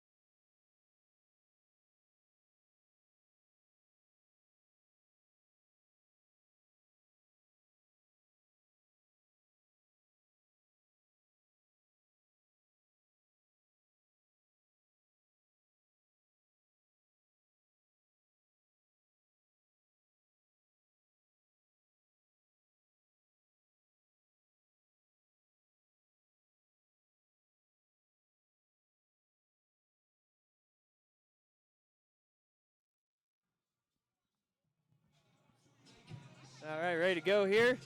In the bottom of the sixth, Christian Webb, for the third time tonight, will lead off an inning.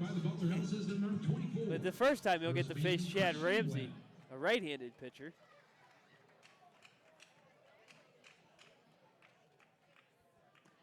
Pitch outside.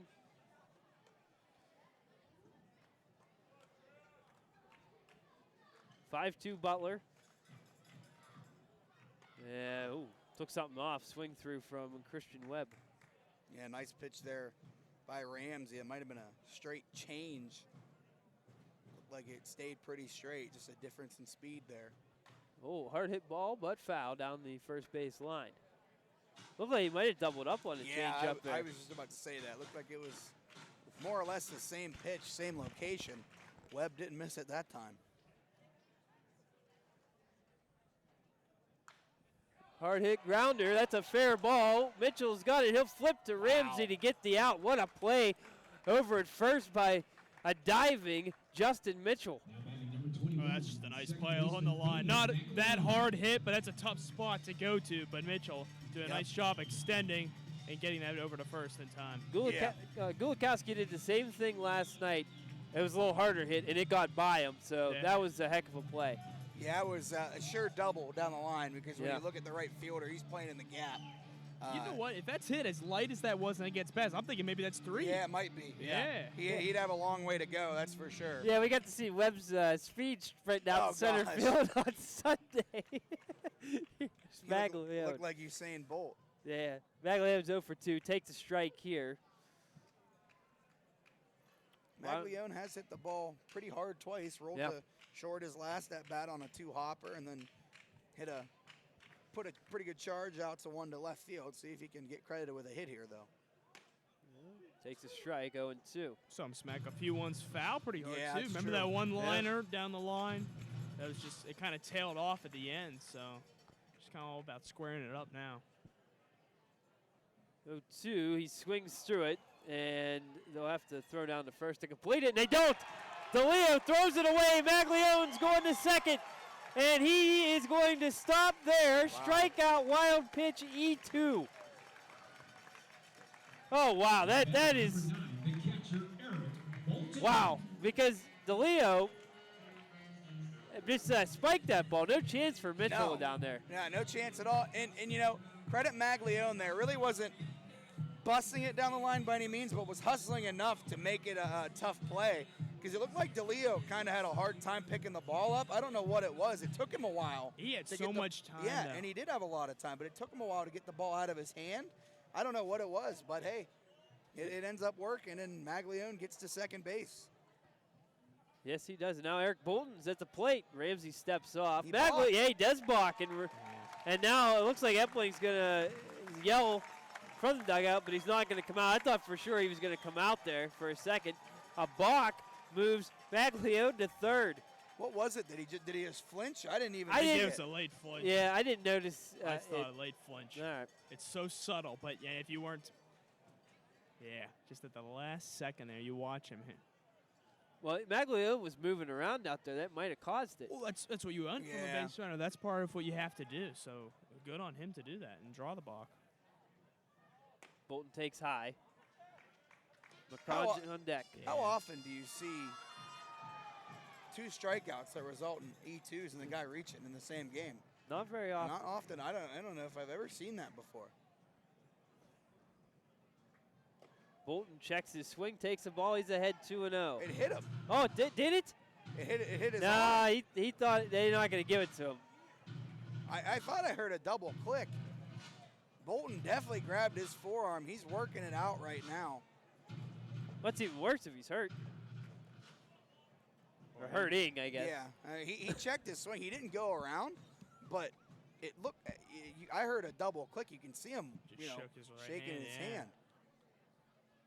No, chopper to shortstop, deep in the hole. The throw is off of Mitchell. Now Maglione's coming over. He's going to score on an error by the shortstop Callaway, and it's now 6-2. The Miners are helping the Blue Sox out here tonight.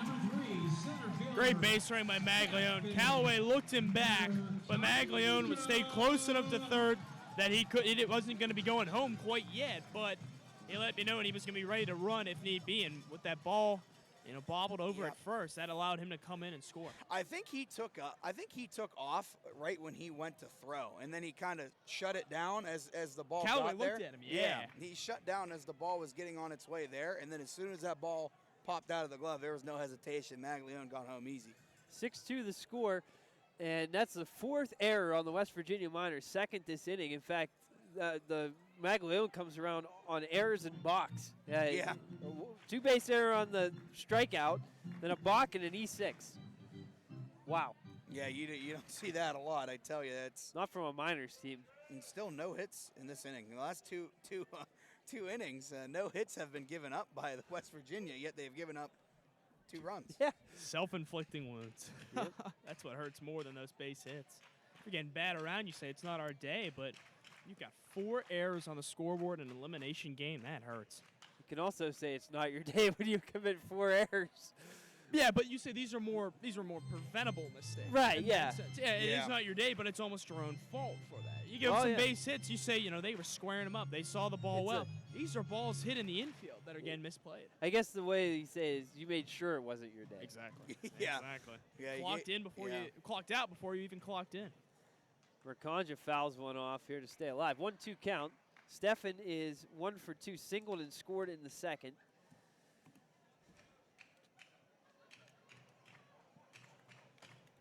Butler enjoying a 4-run lead here in the bottom of the 6th. And now Mercanja will strike out. And with the runner on first, he'll head back to the dugout even though it bounced in. Number 10, left fielder. 2 outs, Tanner Murphy, who was hit by a pitch and scored. He actually has 2 runs scored tonight, a single and a fly out to left field. He's had a good night. And 2 outs and Bolton at first. He's ready to go. He'll take a fastball for a strike. Good pitch from Chad Ramsey. Kind of continuing what I talked about the errors. You look at the scoreboard. 6-2 obviously is the score, but both teams have 6 hits apiece. Yeah. That's what really stings. It's not like either team's just out punching the other this much. It's just these errors have been tipped in Butler's favor. Yeah, no doubt about it. Yeah, the Miners have been punching themselves. Yeah. You got to feel bad for Ramsey, too. I mean, he's absolutely done his job. He hasn't given up a hit yet. At least there wasn't an earned run. Those 2 popped up over our heads out of play, out of the stadium.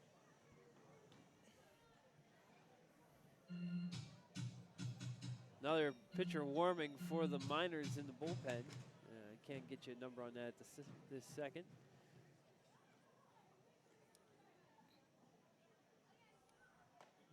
Pitch is high.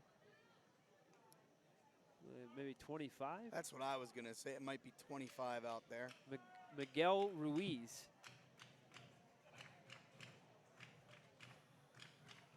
Here's the 1-2. It's a 58-footer that's blocked by DeLeo.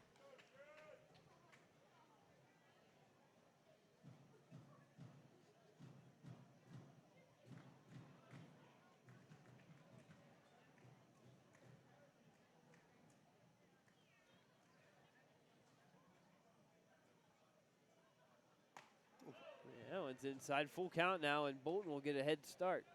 Yeah, and if Murphy could put one in the gap here, with Bolton getting a full head of steam here to start this pitch, we could see if maybe a ball in the gap could get another run for Butler. Ball hit on the infield. And making the catch at second base is Acuna for the final out. 1 run comes in. Like Kellen said, no hits for the 2nd straight inning, but a run in. A couple of errors, and 1 man left stranded on base. We'll go to the 7th, Butler 6, and West Virginia 2. Everyone's favorite part of the week is Thursday because that means it's Thirsty Thursday. Come out to Kelly Automotive Park each Thursday to support your favorite hometown team, the Butler Blue Sox, and enjoy our special concession prices, including $1 draft beers and 50-cent pops. Tickets start at just $7 and can be purchased online at butlerbluesox.net and or by phone at 256-9994. Let's go Blue Sox.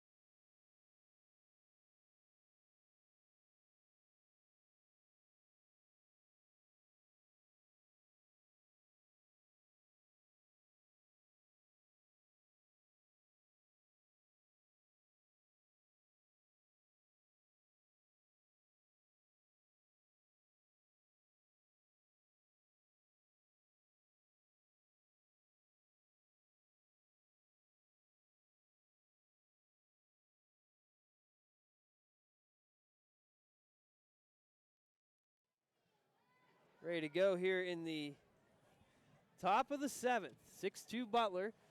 They hold a 1-0 lead in the series.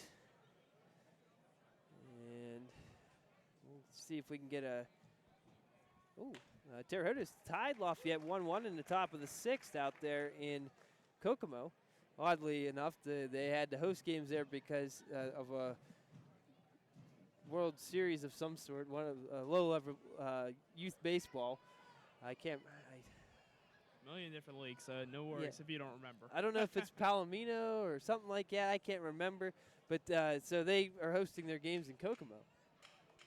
0-2 count here on Ramsey. Lefty-lefty matchup. Swing and a miss. Strike 3. Give Lapiana his 10th strikeout of the night. Yeah, and that's been the story of the game for Lapiana. I mean, he's been dominant tonight. First 2 innings, kind of some tough luck, really. Worked his way out of some jams and some tough luck added in there. But since then, he has been pretty dominant, pretty fantastic. Well, that brings in Eddie Gonzalez, 1 for 2 RBI single in the 2nd inning. And he's going to chop it to second. Maglione's got it. Throw to first in plenty of time. 2 away here in the 7th. Rolling right now. He's rolling. We talked about those struggles, those first 2 innings. It feels like that was a lifetime ago now. The ground balls, soft contact, swings and misses on pitches outside the zone that the Miners are just flailing at. Good stuff from Lapiana. Throwing 4 pitches this inning, got 2 outs. Yeah, be nice to keep it under 10 here. We figured this would be his last inning, but who knows if he gets a quick out here. Strike call to Callaway. He struck out twice, but did reach on an error by Bolton on a wild pitch strikeout back in the 2nd inning.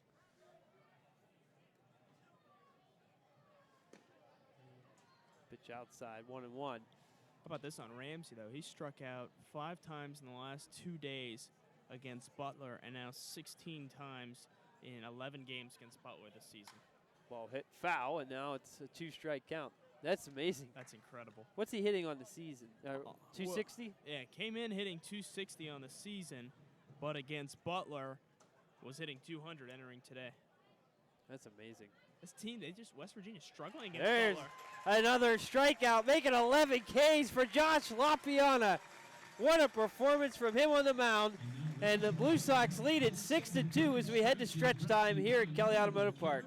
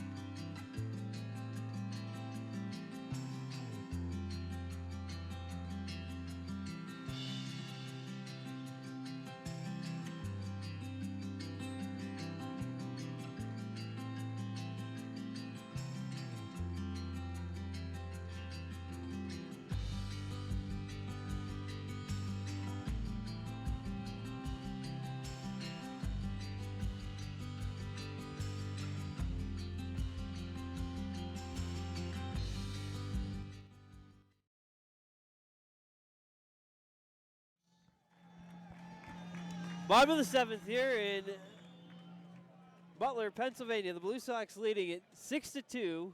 6 hits apiece tonight. 4 errors for the West Virginia Miners and 1 for the Blue Sox. And Kellen made a good point off air last inning. They were, what, 2 for 15? 19. 19. They're That's 2 even for worse. 2 for their last 19 is West Virginia. And in those 19 at-bats, 8 of them have been out by the way of the K. That's just utter dominance by Josh LaPiana. Ramsey entered this inning with 33 pitches, and he's in a 1-1 count here with Paven Parks, who's had a very good night with the bat. In fact, he's reached base all 3 times. Yeah, we talked about that. Ramsey's given up a run and inherited a runner score, but it's not all really been his fault. Hasn't given up a base hit yet to the Blue Sox. Yeah, Ramsey's been good. Yeah. I mean, really, he's done everything to try to keep his team in it, but his defense hasn't backed him up. Yeah, you got to make a good point there.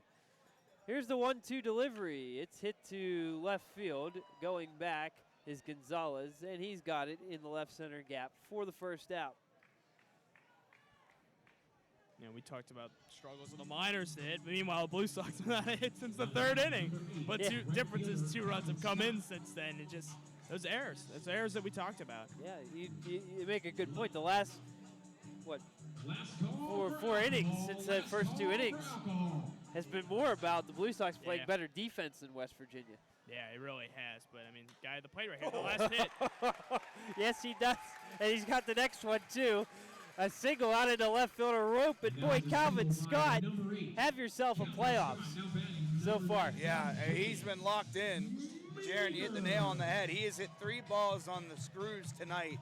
Only rewarded with 2 singles, but still, I mean, absolutely locked in is Calvin Scott. 6 for 10 in the playoffs now. Wow. Now it's James Meeker's turn. Here's the pitch. He's going to take low for a ball. And it looks like Ruiz is still getting loose in the West Virginia bullpen. And a bunt pulled down by Meeker. Wow, nice play. He was Yeah. swinging. He was swinging. Oh, it was a away. swinging bunt. Yeah. And that's a great play by the pitcher to get that out.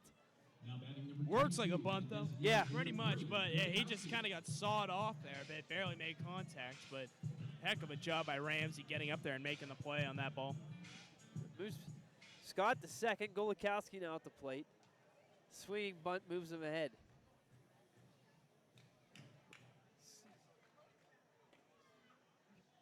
Pitch misses. Wachowski looking for that first hit today. He's kind of had his struggles today 0 for 3. Had 2 hits yesterday, so looking to bounce back. It was late in the game, too. He had a pair of doubles.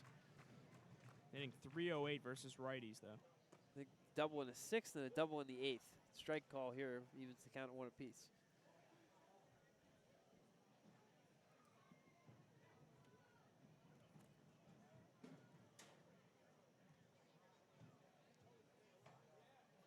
The ball popped way up into right field. Still coming in is Colby Johnson, and he makes the catch for the final out of the inning.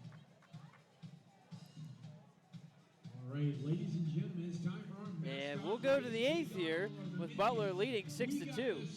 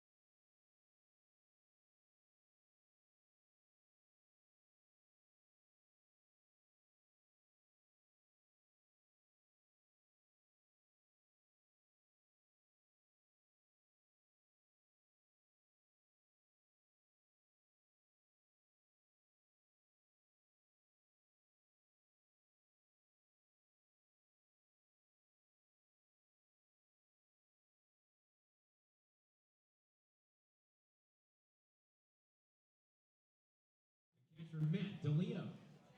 Matt DeLeo will lead off the eighth inning here.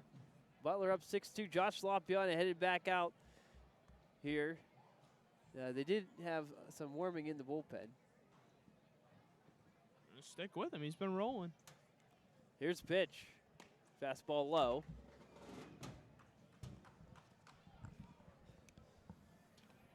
Pitch count for LaPiana right now at 99 with that first pitch ball.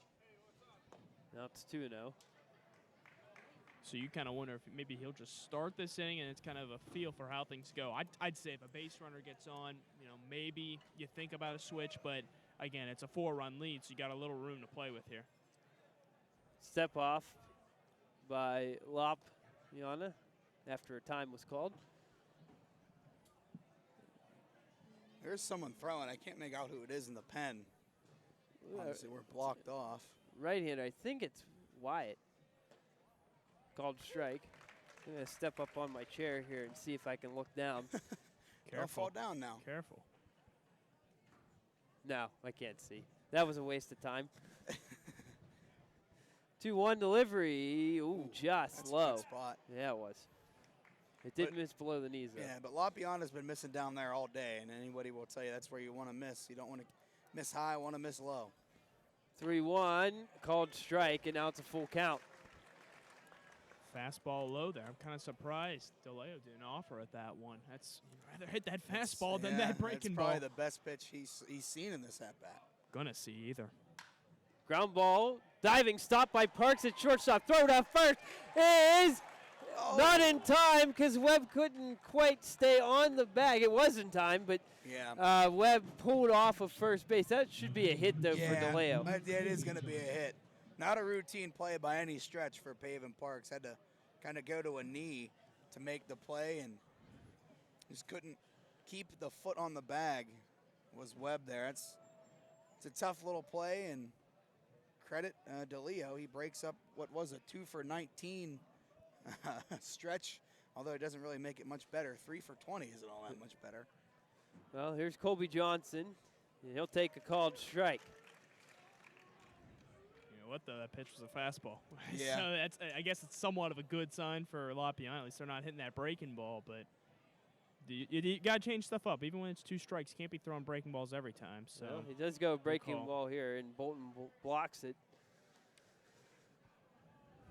And you looking back at the replay where that ball was hit, too. That's just deep in the hole. It was going to be a tough play either way for Parks, so it's understandable. But, Webb gave it a heck of an effort at first. Just to get to that ball for Parks is outstanding. Swing and a miss here from Johnson. It's 1-2. That's the curveball again there by LaPiana. Doubled up on it. He threw a curveball in the dirt the pitch before that, and then throws a curveball there. Here's the pitch. Just fell off the table at the end. Good curveball. That had a little bit more of a sharper break to it than some of those ones he had earlier. Not quite. Late break. Yeah, the extended curveball one. Bouncer. Head away from Bolton. LaPiana will pick it up, but DeLeo on his toes gets the second on the wild pitch. And Bolton doing the best that he could to block weird that. bounce. Yeah, it did. It might have hit his mask for it to bounce that far out. Yeah. Normally you don't see that when it goes just off the chest protector. That was goofy. Or maybe a shin guard or something like that, too. Yeah, I think it did hit his mask. Off the plate and up, it looked like. Full count offering. Bouncer in. Ball 4. And now 2 men are on it. It's probably here comes Forbes. I mean, Josh has pitched a great ball game, but you're over 100 now, and it's going to be tough for them to keep him in at this point. Really what we talked about. We said 1 runner gets on, you think about it, but 2, that's probably too much. Yep, that's it. And I'll tell you what, LaPiana's going to get a nice curtain call here from the fans. They all stand up and give him a great round of applause, and it looks like Jamie Switalski's going to come in to relieve him.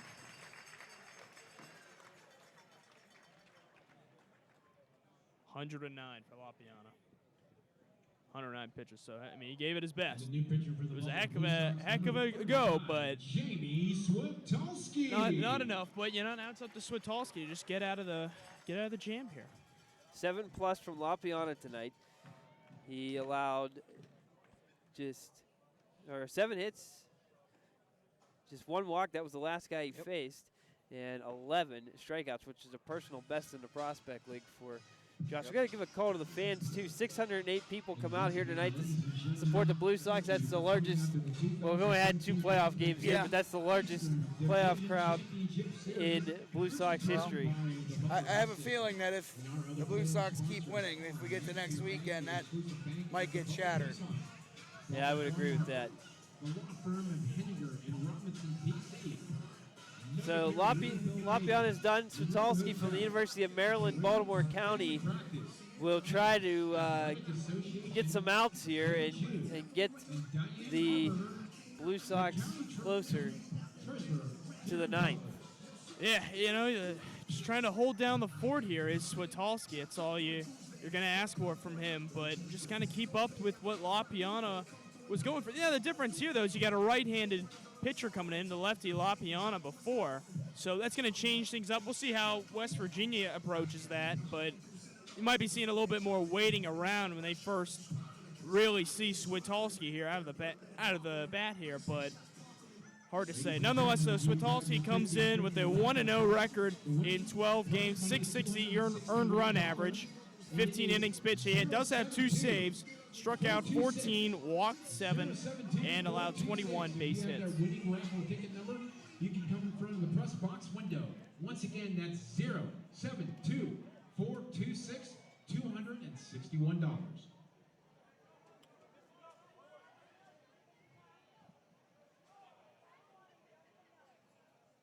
Here's the pitch from, it's way high from Switalski to start it off. To Norman, I'm kind of surprised that they wouldn't go to a left-handed reliever here with Bryce Spack and Jack Herzing out there. And with the best hitter of the minors being a lefty up at the plate. Yeah, and another thing is if they do get an opportunity, I wonder if we'll see Dan Ward pinch hit. 2-0 count, fastball way high. You would think you'd have to. I was about to say, something tells me that if you're in a situation like that in an elimination game, I think Dan Ward would probably go out there and try to pinch hit. 2-0, foul ball straight back. Just got a piece of it. And I think Switalski's going to say thank you there to Austin Norman. That was ball 3. Yeah, you're right. Looking ahead, though, where would you pinch hit, Ward? Ramsey is the most likely candidate, but he's so low just because he's the designated hitter. But he's probably not going to bat this inning unless a couple base hits. Right. Yeah, and it's a really close game by then. It's hard to say. Here's the pitch in there for a strike. It's now 2-2. Yep. And Switalski now, two straight strikes after the first 2 out of the gate were well wide. We'll see what he does here in his next pitch.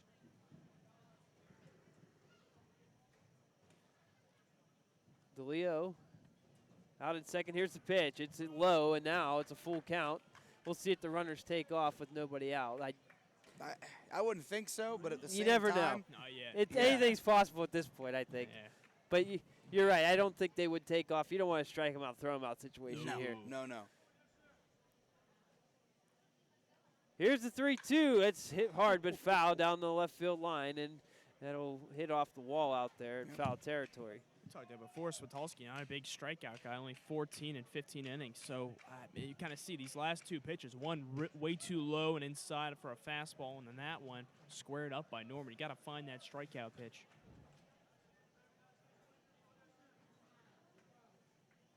(3-2), another one fouled, but he's swinging late at these. I think that one was, that might have been an off-speed pitch there. Slightly. Yeah, it looked like just a little taken off by Switalski. A good pitch. Norman, he didn't miss it by a lot, but as you said, Jaron, he's late. He might be trying to shoot it in between shortstop and third, excuse me. There's a big hole in between Meeker and Parks out there. Another 3-2, fouled off again out of the stadium. Whew. Just getting a piece of him. You got to protect the plate on a full count. That's what Norman's doing. Maybe it's just a bit of waiting for his pitch. Yeah, and I think you're right in saying that. I think also doing a good job of letting guys see Switalski. He's only faced Norman, and Norman's made him work for it. Here's the payoff again. It's outside, ball 4, bases loaded. That's a great at-bat. It really is. Wow, that's a great at-bat. And now The Miners are putting the pressure on here with John Hagan coming to the plate. And Hagan has hit the ball hard twice. He hit that ball to the just about the bat blue sign out there in right field. Calvin Scott caught it right in front of it on the warning track. Didn't miss it by a ton. Probably would have been out of every other ballpark in the prospect lead to the opposite field. But stayed in here and then got that single the last time he was up. Haken does have a grand slam on the season, hitting .333 though with the bases loaded. Here's the pitch from Switalski. Called a strike. Good fastball. Yep, and that's right on the inner half. And I think that might be where Switalski has to live, because we saw Lapiana kind of work away and low, and to kind of just switch things up, I think that's where Switalski's going to live. Ball hit the right field. Calvin Scott's going to make the catch, and now he's going to throw home. And here's the throw. It's up the line, and now both runners will advance. That's actually one where you probably should have just thrown into the cutoff, man. Yeah. And that makes it a 6-3 game, and now the tying run's coming to the plate, and you got two runners in scoring position. It could make it a one-run game. I know what Scott's thinking there, but let's think about this here. It's a 4-run ball game. Why allow the other two runners to move up? One 90 feet further into scoring position, the other one just up another additional 90 feet. Just throw it to first base there, I'd say. Maybe to second. Scott, we know Scott has a great arm. We've seen it all summer, but I don't think there was any need to throw home there. No, I agree with you. And DeLeo, the leadoff hitter, you know that ball was hit plenty deep enough to score him here. It would have taken a Yasiel Puig type throw to get him, really. I mean, or Cespedes or somebody it's like true. that. Hey, you don't need that in a 4-run game. No, you don't. Yeah. That's one where you wish he just hit the cutoff, man. Chopper to third. It's bobbled by Meeker. It's a fair ball, and they're going to get the runner. Oh, no! They say he's safe at third. Somehow Norman, and now he just threw Meeker out. That's even worse. Come on. And now the Norman guy and third, Meeker, John. Yeah. Norman's jawing at him. He started clapping and came off the bag. Throw him out too, then. Jeez, oh, man. Throw him out. You know what it looked like, though? Norman went in. It looked like that was just botched. As Meeker was going in, I think Norman got his hand over the glove. I think he did, too. I think they got the call right. I think they got the call right, too, but why do they throw a guy out and then the other guy's tripping and you don't throw him out? Yeah, exactly right. We don't know what they said. That's true, but come on, he was off the bag and taunting him. For the umpire, he taunted him, and for the umpire to get in his face and say something. And still not throw him out. Now, Cody Harold's going to watch himself, or he's going to get thrown out, too. This is a time where you got to keep your cool. We still got a 6-4 game here in favor of the and now we got players yelling at fans. This is real good stuff, let me tell you. You want playoff baseball? Here you go. And Dan Ward is going to be swinging away here. He is going to pinch hit for Ramsey after this. So is that going to be a hit? A quick toss like that, that drives me nuts. I think, Kellen, to your question, I think that has to be a hit. It was down the line. It was down the line. It was ruled a hit on the board. Yeah, I think you got to keep that as a base hit. Wow. Tension's rising high, though. We talked about it, though. These two teams don't like each other. Kirkpatrick's going to play short, I think, and they'll move Pavin to third base. Yeah, I think he did throw Harold out. Yeah. He did throw Cody out. Wow. So Cody's gone, and Meeker's gone. Well, how's the third base coaching? You put Josh Forbes over there. Who goes yeah, first? it'll be third, and then it'll probably be Ferg at first. Ferg will go to, yeah. Okay. So I was gonna say we just got to get two outs here. Yeah, I mean, we got to figure out what in the world is going on. Okay. Kirkpatrick's in, though. So that's official. So Parks is going to go to the mound then? I can't believe you would throw one guy out, and the other guy's taunting him, and you don't throw him out. He came off the bag and That's clapped in his unbelievable. And then you throw the manager out on top of that. That is just terrible umpiring. I'm sorry, it is.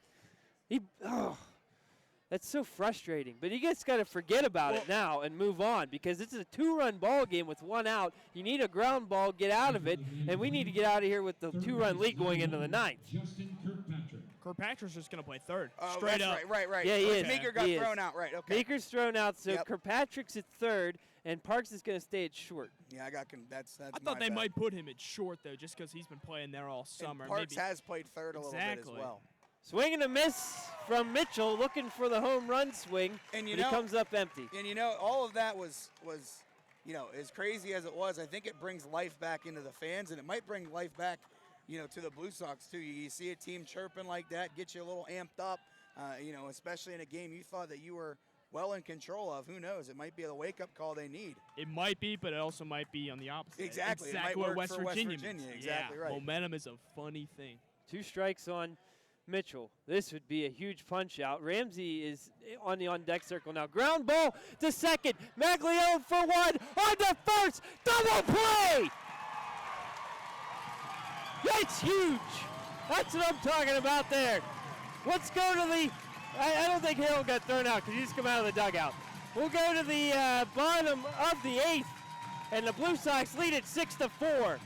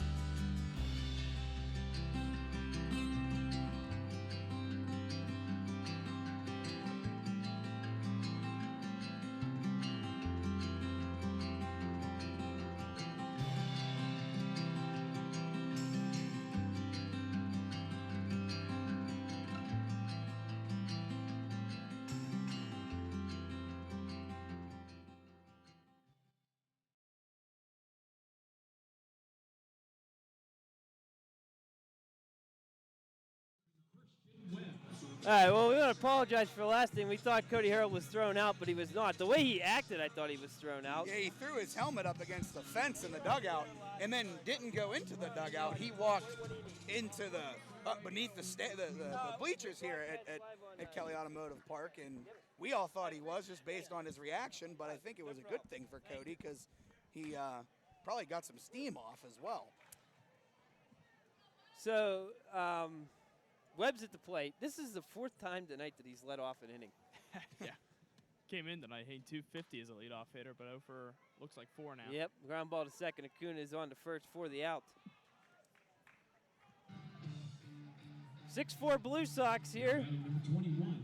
A huge double play induced by Jamie Switalski after a huge melee at third base. And we were talking about it off air. I kind of want to bring this up when Meeker got thrown out.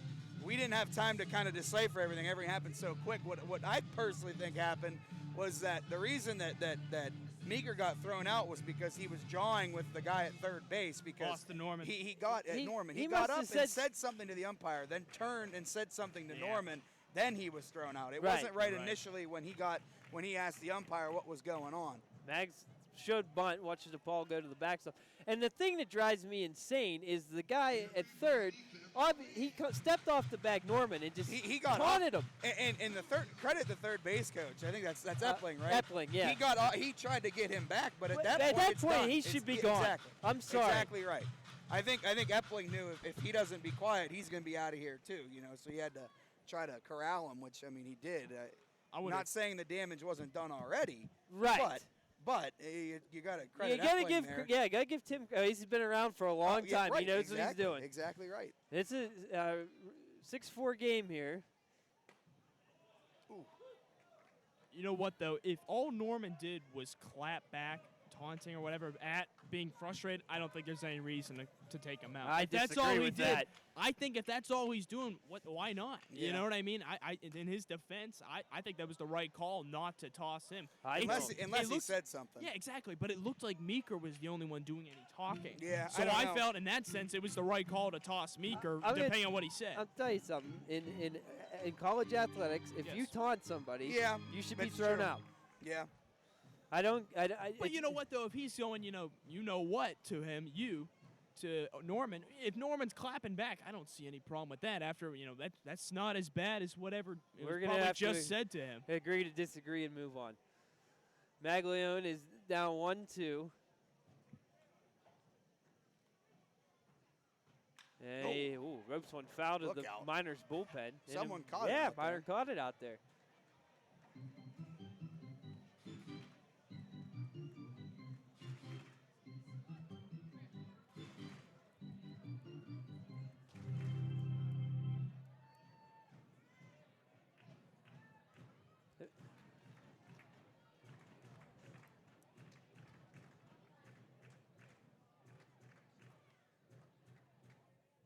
Bouncer to the backstop. Pitcher who caught that, Chris Metrick, is actually warming up right now too. So he probably just held on to that ball. He's fired it. Some throws in. Use it as his next pitch. Yeah, he's their best bullpen guy, and you think if they do mount a rally in the top of the ninth, he would be coming in. Yeah, I would agree with you. Now the problem with this is foul ball. Look out! Jeez. Thank goodness that didn't hit anybody. It almost hit the coach standing at the top of the steps. No worries, though. Hey, he didn't even move, really. He just ducked his head a little bit. That's why you wear the helmet. Looking ahead, Meeker being thrown out. If the Miners come back to win this game, he can't play tomorrow night. No. That's right. Or game one of the championship if we happen to win this Whatever thing. way you look at it, he can't play. Mm-hmm.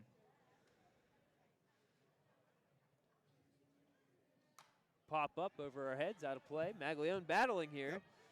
Didn't get a chance to say the numbers on Ruiz coming in 1-1 in 4 games, 3.60 ERA, obviously going down a little bit.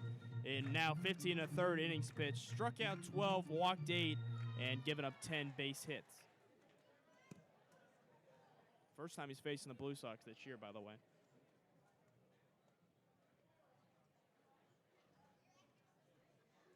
Two, swing and a miss, strike 3. Ruiz sets down Maglione for the second out here, and that will bring up Bolton. Kirkpatrick slots into the 4 spot in the order. It would take a little bit. It would take quite a 2-out rally here to get him up this inning. Yeah, if that's the case, he'd be the 8th man of the inning batting, but 2 outs the inning doesn't look as likely. But that said, we talk about that second inning when the Blue Sox played 3 runs, all with 2 outs. Foul ball by Goodness, Bolton's beating himself up. He got hit twice tonight. He's now hit himself twice as well. Man, he didn't get credit for the one time he got hit. No, he didn't. Nah, but he definitely did because he was. Yeah, you could tell that he was. Yeah, no doubt. Cody's going to come down and talk to him. Maybe we saw this earlier tonight. Yeah.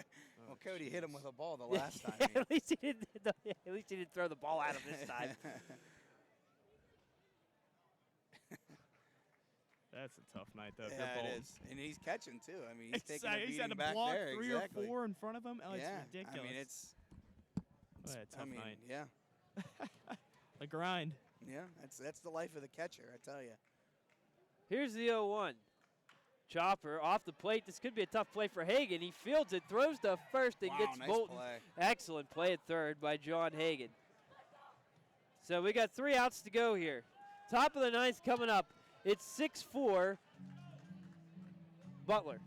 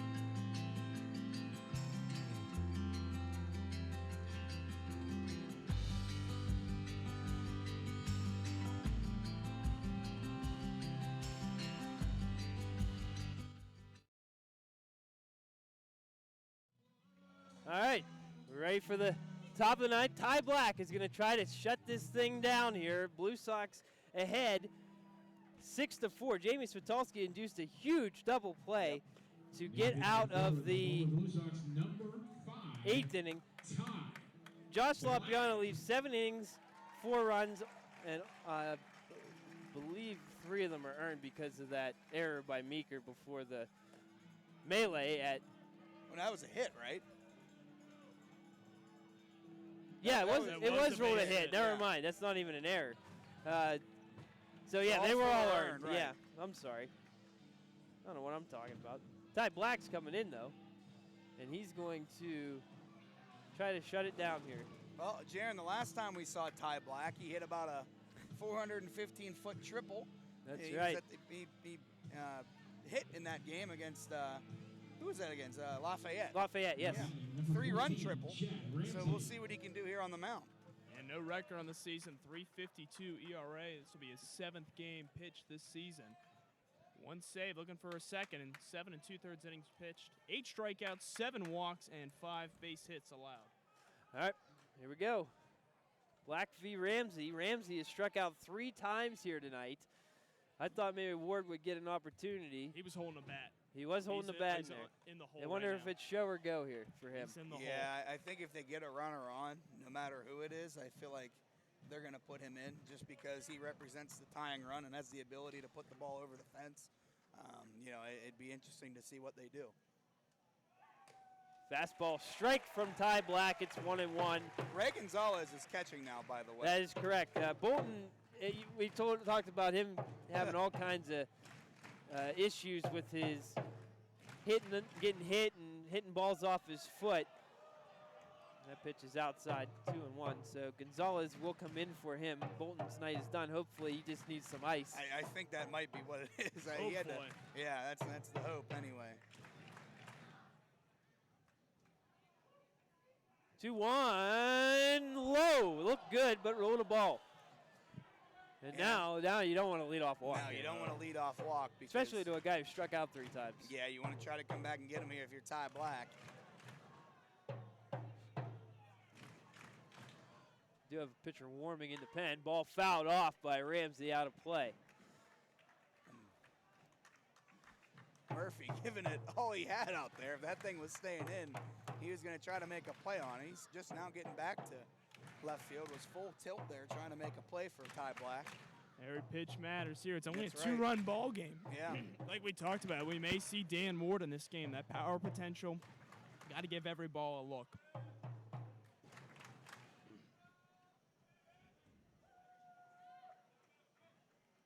Three-two delivery, fouled off. Look out, Tim Epling. Grabs his helmet as if that was going to do something. Yeah, that'll help. That never moved, though, other than that. No, that was obviously behind him at that wall there. Really didn't have much of a chance to hit him. Payoff one more time. Here it is. It's high, ball 4, and Black walks the leadoff man, and the tying run's coming to the plate, and Eddie Gonzalez. No, it isn't. It's Dan Ward. Well, no, Dan's going to be in the hole Yeah, I'm almost for Callaway. I'm almost surprised that they didn't put him in now, just based on the fact that it could tie the game up. Because if he hits into a double play here, his run doesn't mean anything. I think the reason is because Gonzalez is a lefty batter. That's true. I That's a think good that's point. the only reason Yeah. why Ward's not in this game right now. Ward would hit for Callaway, who is 0 for 3 with 3 strikeouts. Yeah, Correct. But then if they do tie the game, who's going to play shortstop for them? that's true. You figure that out later. You got to tie the game first. That's right. It's- First yeah. pitch, Black misses high. And you got to think he's got a short leash here. If Yeah, he can't get it out here, he's got to. I mean, you got to go to the next guy. And Yeah. he's warming. I think it's. I don't know who it is. You would think Doherty's someone they would like to Yeah. have, but we'll see about Doherty, that. Spack, Yeah. Spacker's a Herzing. lefty, yeah. Although Jack threw 7 on Saturday, so I he's don't probably think he's unavailable. West is probably unavailable. 2 innings last night. Yeah. Twitulski's been burned. So it would probably be either Doherty or Spack. Black checks the runner at first. He comes home. He should not be going anywhere. Strike call here. Yep. Even to count. I would imagine if Ramsey, there's no reason to steal here. The only way they would do anything is Hit if- and run. Yeah, hit and run. But you don't Even want to. then, that's You don't risky. want to get that guy thrown out at second base, even if it's risky territory, as Joel just said. Yeah, you don't want that. I mean, they'll throw over, and Ramsey slides back safely. 4 steals and 5 attempts for whatever it's worth. It's worth 4 steals and 5 attempts. That's 800. That's not bad. That's No, I mean as in whether or not Right, it's yeah, worth I do considering what him you- still. I do what you mean. He's I had pretty you. good success rate. No, Yep. not trying to be a slouch about that. 1-1 ground ball to Black. He'll throw to second for 1, and that's all they'll get. That's smart. okay, though. That's You get an smart. out. You get the lead runner. He did a great job at settling himself He down did. there. That's a high one, and the thought immediately was to throw to second, and it was a close play, but Black did a great job at staying composed. That easily could have had runners at first Yeah. and second, no outs. Yeah, and I'm almost surprised he went to second base, just because that run doesn't necessarily mean all that much. He wanted that lead But one, you though. want to get that lead one, and that's an Yeah. aggressive play. It was a close play at second. I think Pavin might have got the front end of that bag in the. Chad Ramsey said Just got something it. to the umpires with a gesture with his hands, maybe saying he missed the bag by so. I don't know. That was a very, very close play, though. Yeah. It's too late now. Well, yeah, exactly right. Here we go, though. Dan Ward at the plate. We all knew this was coming at some point tonight. Even with a busted up foot, he was going to get an opportunity. And this is do or die situation. 1 out. The tying run is Dan Ward, and he's going to get ready to swing away here against Ty Black. Here's the first pitch. It's going to be lined into the gap. That's exactly why they did it. Yep, and he is going to go to second base. Here's the throw, and Ward is safe with a stand-up double. Close. But Ramsey held it third, I wonder if they'll pinch run. or I'm for sorry, Ward. Acuna, or Gonzalez. We'll There get we it go. right. There we go. My, there He it is. held it third. 2 men on in scoring position here with 1 out. And, wow, we can't have anything easy here, right? Going to be a pinch runner. It looks like they're sending out Well, he did his job. Chris Simon to run for Ward. Yeah. And then I bet Chris Simon will come in to pitch, and then Yeah. Ramsey will go to shortstop if they do tie this game. I could easily see that. Callaway has been burned. Ward has been burned, but he Well, burns a double. yeah, I don't know if you can really say burned. You got what you needed. Yeah, Yeah. that's exactly why they Well, did it. I mean, You're right, but he's done. Like if this Yeah. thing goes on for a while, you won't That's see him true. anymore. Strike That's call a good here point. to DeLeo. but was he really, with that hurt foot, he wasn't going to do anything but pinch Nah. hit. And I tell you what, though, that hurt foot definitely made it a close play at second base. Almost yeah. got him That's at what I was second going base. to say. For as hard as he hit that, He that barely throw- got to second Yeah. base. Bouncer, nice blocked by Ray Gonzalez. 1-1 count. Black has 1 out. 13 pitches already, though. With the 26th and 27th out are going to be extremely hard to get here. Here's the pitch. Swing and a Ooh, there miss. we go. Took him with a high fastball, and now it's 1-2. And on deck is Johnson, who made the final out last night. I think these next two batters, regardless of what happens, are the last two I think Black's going to face. Whether we get an out here or an out in the next one. This might be the last one that he faces, to be honest. I wonder. I think it depends what happens on this pitch. Well, here we go. 1-2 pitch. Yeah, nice block by Gonzalez on a bouncer low. Good job by DeLeo to lay off. I was just about to say, that's not an easy pitch to take 1-2. In a high-stakes situation like this, you're just wanting to put that ball in play, move a runner up, or, maybe find a hole, and it's a good job to hold up there and give yourself a chance. 2-2. Fastball fouled off into the net. Here it comes. Look out first row. No, it hit the railing. I think even if Black gives up a base hit here, even if both runners score, I think he stays in. Pitch count is low enough, and no one may be that ready in the bullpen to go that I would think he's going to face at least one more almost either way after this. They have a guy ready, it looks like, down there. Bucci, possibly? Maybe. 2-2. Oh, good layoff again by DeLeo. Oh, man. How do you? Got to give him a lot of credit there. Yeah, DeLeo, man, he's not chasing anything. And if you're Ty Black, you've thrown 2 pitches back to back that have been exactly where you want them. You want those to be chase pitches, and DeLeo said no, sir. And now, if you're Ty Black, you have to throw a strike. 3-2. Ground ball is stopped by Parks, and he'll bounce one to first. And that'll be a safe at first, an infield single and an RBI. It's 6-5. Yeah, and Pavin Park's doing absolutely everything he could there. I think he hurt himself. I think he might have. Yeah, he's definitely hobbled. We already lost Meeker. When he slid, it went to plant. I don't know if it was the turf or what, but it just slid right out. That's it for Ty Black. He could now the next guy that comes in is going to be Wyatt Doherty. Go right to your de facto closer here. I mean, we talked about a lot of guys have saved games, but Doherty pretty much your best bet in a case like this. And he's looking to redeem himself. Blew a save the other day. We saw that on Friday, so looking to get back out there and get one today.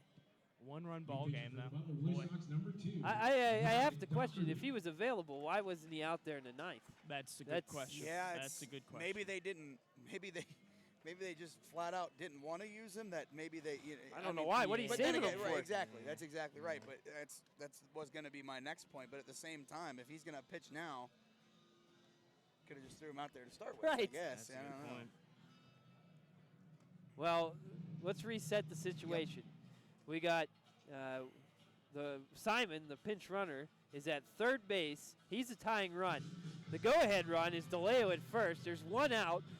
And, boy, wouldn't you just love to see another one of them double play balls to head this thing? Oh, man. It'd be the perfect time for one. Tough line for Black. Only a third of an inning pitch, but he faces 4 batters, allows 2 base hits, and, of course, the one run to score. So, Yep. Yeah, it was a rough one for him. Yeah, and you almost wonder if Parks stays up and doesn't lose his footing, if he makes a good enough throw to get him. You know what I mean? I thought it was a tough play. I don't think. It's a tough play either way, but I don't know. When he got to that ball and got to his feet, DeLeo's, it seemed like DeLeo's not fast, but that was that was hit in a perfect spot. It was. That was a situation where I thought it was hit so slow there was right. no play. Yeah. No, there wasn't, and he tried, and I'm just glad he's okay, first off. True. And second of all, didn't throw it into right field or something. And he kept it in the infield, because if that gets through, that's 2 runs. Yeah, you're right. Simon probably does attempt to score on that. And you're right, because it's so slow, by the time an outfielder gets it, that guy at third's coming home. And Parks is going to be on the ground at that point, because he was definitely going to dive either way at that. Yeah. So, well, here we go. Wyatt Doherty versus Colby Johnson. With runners on the corners and 1 out in the top of the 9th of a 6-5 game in favor of the Blue Sox. Doherty 2-1 with a 2.07 ERA. Looking for his 4th save. First pitch is low, a bouncer into, well, not a bouncer, but pretty much right on top of the turf to Gonzalez. Johnson is 1 for 3, I should say. He did walk and score as well, to go along with a double. Here's the 1-0. Fastball. That's a called strike. That's a good pitch there from Doherty. He went curveball first pitch, went fastball the second one. Gets the call there, pitch right around the knees. And if you live there, if you're Doherty, you're probably going to be in pretty decent shape. Here's the 1-1. Oh, they thought about a squeeze there. But Johnson pulls back, takes the ball. Boy, oh my, a squeeze. Yeah. With 1 out. And it wasn't of the suicide variety. It was more of a safety squeeze. Safety squeeze, exactly. And if he would have taken off there at third base, that's the oh goodness, now who pinch ran? Simon, there. Simon it is. says. Yeah, if he takes off, that's a play where Colby Johnson has to get a bat on the ball. That's not exactly a good place you want to be. 2-1 outside, and now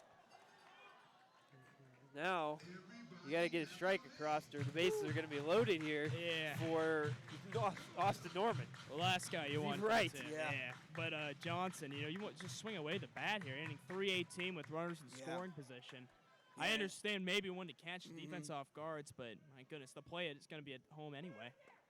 Called strike, and now it's a full count. I'm going to be willing to bet that DeLeo would run. I don't. I think he would. He probably will just to stay out of the double play. I think you're right. That's my guess. Even if a ball's hit weakly on the ground. And if they steal, they could bring the guy home exactly too. Right. Here's the full count. Pitch, and therefore called strike 3, 2 away.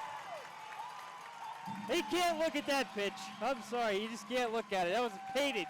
Yeah, that was a great pitch by Dougherty. Right where they wanted it, and you could see Gonzalez, as soon as he caught it, he got up, pumped his fist. He knew right away. All right, so it comes down to Austin Norman, the best hitter available for most of the game. I mean, Dan Ward's their best hitter, but this is their best hitter in the prospect. Yeah, average-wise, he is the best hitter. So this is, why not end it against this guy? Pitch is a bit low. It was low. It was low. It's a ball. Yep. Relax, people. Yeah, that's a good pitch, though. Again, I mean, if Dougherty's going to live down there, you can't be angry with it. You're right. That's all the way around. It's a good spot. Here's the 1-0. Fouled off. He's hitting 167 with the bases loaded, by the way, this season. Only 6 at-bats. There's only 2 guys on, though. Oh, my bad. I'm sorry. I got lost there. That's all right, bud. My bad. Well, there's a ghosty at second. Let's see, though. Scoring position a little bit better. Here's the 1-1. Check swing. Did he go? No, I didn't think he did either. I was with you, Calvin. I didn't think he went. He moved his hands. He didn't swing. And you cannot ask the guy in the middle of the infield to make that call there. He can't see it. 2-1. And here's the pitch. Swing and a miss. 2-2. Oh my! Get the paper bag out. Get a hyperventilator. Yeah, I know.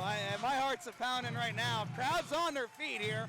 All 608 strong here in Butler. What more could you ask for here? 2 outs. Number 2 on the hill. Wyatt Dougherty. Here's his pitch. Swing and a miss. Strike 3, and that'll do it. The Blue Sox are going to the championship. Oh, baby, what a ball game. We'll take it 6-5. Final score. Knocking off the defending Prospect League champs. That's awesome. Yeah, Jaron's going to go down and talk to the player of the game, but wow, Kellen, emotions running high right now. This is the magical season continues to live on. I mean, magical is the only way to put it. I mean, seriously. I mean, this team, to put it in perspective for you, this team was 15-15 at the All-Star break. 15-15, and they win the league. They win their conference, excuse me, I should say. Now they go to play for the championship of the entire league. I mean, this is absolutely incredible. And Wyatt Dougherty going to be the player of the game, rightfully so.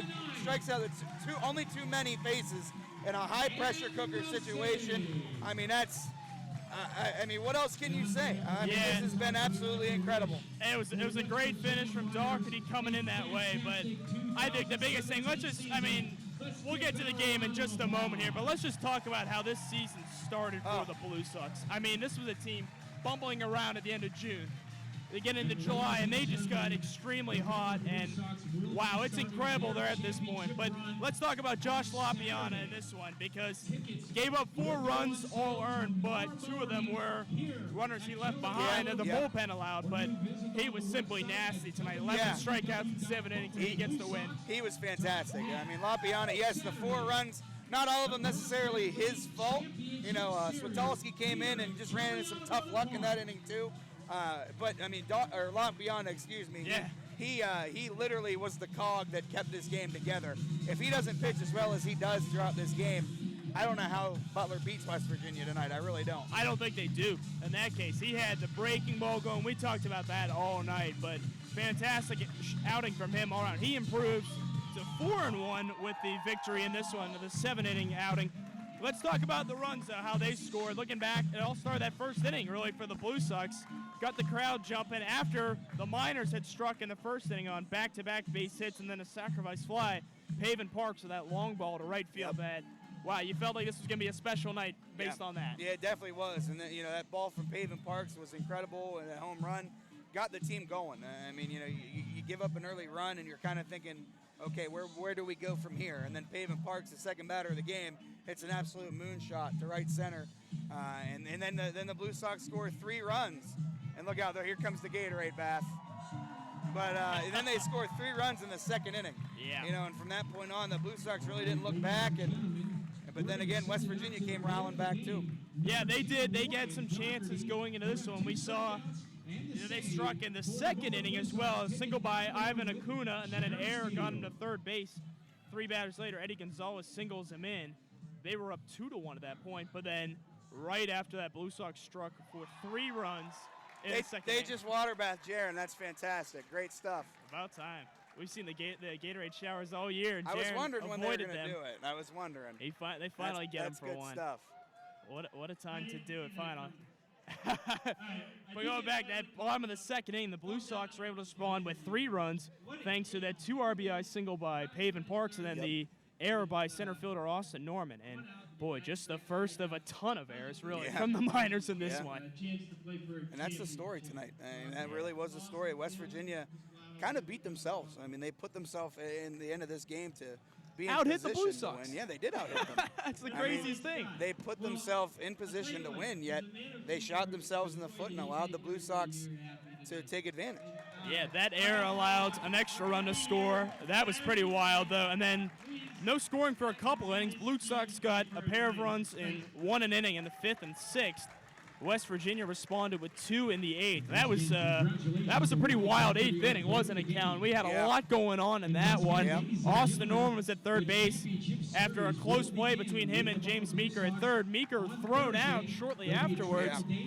But then, a sacrifice fly allowed another run to score, but the Blue Sox recovered. They got the double play to get out of the jam. And looking back on it now, a great job by the Blue Sox rallying around James Meeker. Meeker may have made a mistake there, getting thrown out. We don't exactly know the context of the situation. We have no idea.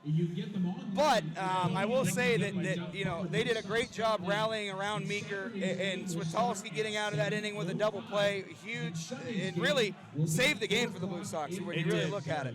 Yeah, and then you look at that 9th, an exciting ending there. Miners did get 1 run in on the single by Matt DeLeo, but 2 quick strikeouts in a row by Wyatt Doherty, who got dumped with the Gatorade shower, as did the still damp Jaron Steele. Jaron, you're feeling a little cold out right now. It's about, 68 degrees out right now? Yeah, damp's an understatement. They got me good. I did not see that coming, but I'm happy.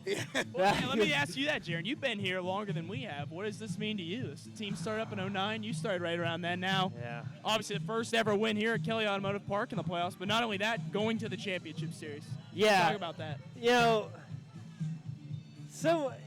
I've been doing this for so long, and I talked about this last night. We went to Chillicothe in 2014 with 14 guys and lost. And on that bus ride back that night, it was like, I can't wait to do this again, even though we lost. And it's taken 3 years. But now, to be where we are, and 2 wins away from bringing home a championship it's awesome. Like, it's just, there's no words that you can use to describe. Yeah. I mean, I know, probably listen at home, I'm just a fan with a platform here of these guys. 1, because they're so much fun to be around, and 2, because they are like a bus ride back last night was so much fun. They're all great kids, and to see them succeed is awesome. And for me, just to be a small part of it coming here and getting to call baseball games. I went to school to do it, and just to be able to do it here is just so much fun. I'm just glad to have you guys along for the ride with me. It's been fun. It's been a fun year. So the Blue Sox won't be back here until August 12th, but their next game is August 10th. We're waiting on see what happens with Lafayette and Terre Haute. Terre Haute going into the bottom of the ninth leads Lafayette 4-1 right now. Lafayette, of course, won yesterday, so looking to make that series 1-1. But that could have a big game tomorrow. Yeah. But, the Blue Sox, really, guys, I think the best thing for them is they get a ton of rest here. Yeah, taking this out in 2. Yeah, no doubt. Yeah. They get rest, and on top of that, might be longer considering what's going on. That game between Terre Haute and Lafayette could go another day. Gives them a possible another day of rest, too. So, well, I'm either getting on the bus with them to go to Terre Haute or Kokomo, one or the other, where Lafayette's playing. And we're going to have that game for you Thursday. We're leaving Wednesday. We'll have the game Thursday. Then we'll be back here on Saturday for Game 2 of the Prospect League East Prospect League East, the whole enchilada, the Prospect League Championship here at Kelly Automotive Park. And I expect I got to commend the crowd before I leave. They were awesome tonight. 608 strong, and I expect a really, really, really good crowd here on Saturday night. Jaron, I just want to leave with one last thing. Blue Sox, since the start of July, 26 of their 36 games won. We were talking about it before, but the way this season just turned in the month of July, it's been so much fun to watch and cover it, honestly. Yeah, it has. But yeah. Kellen, any final thoughts from you, bud? No, I mean, this is it's hard to put in words. Jaron, when you went to do your interview, the first thing we said was, to put it in perspective, this team was 15-15 about a month and a half ago. And now they're playing for the league championship. I mean, it's incredible. It really is. It is. Well, I'm going to try to dry off.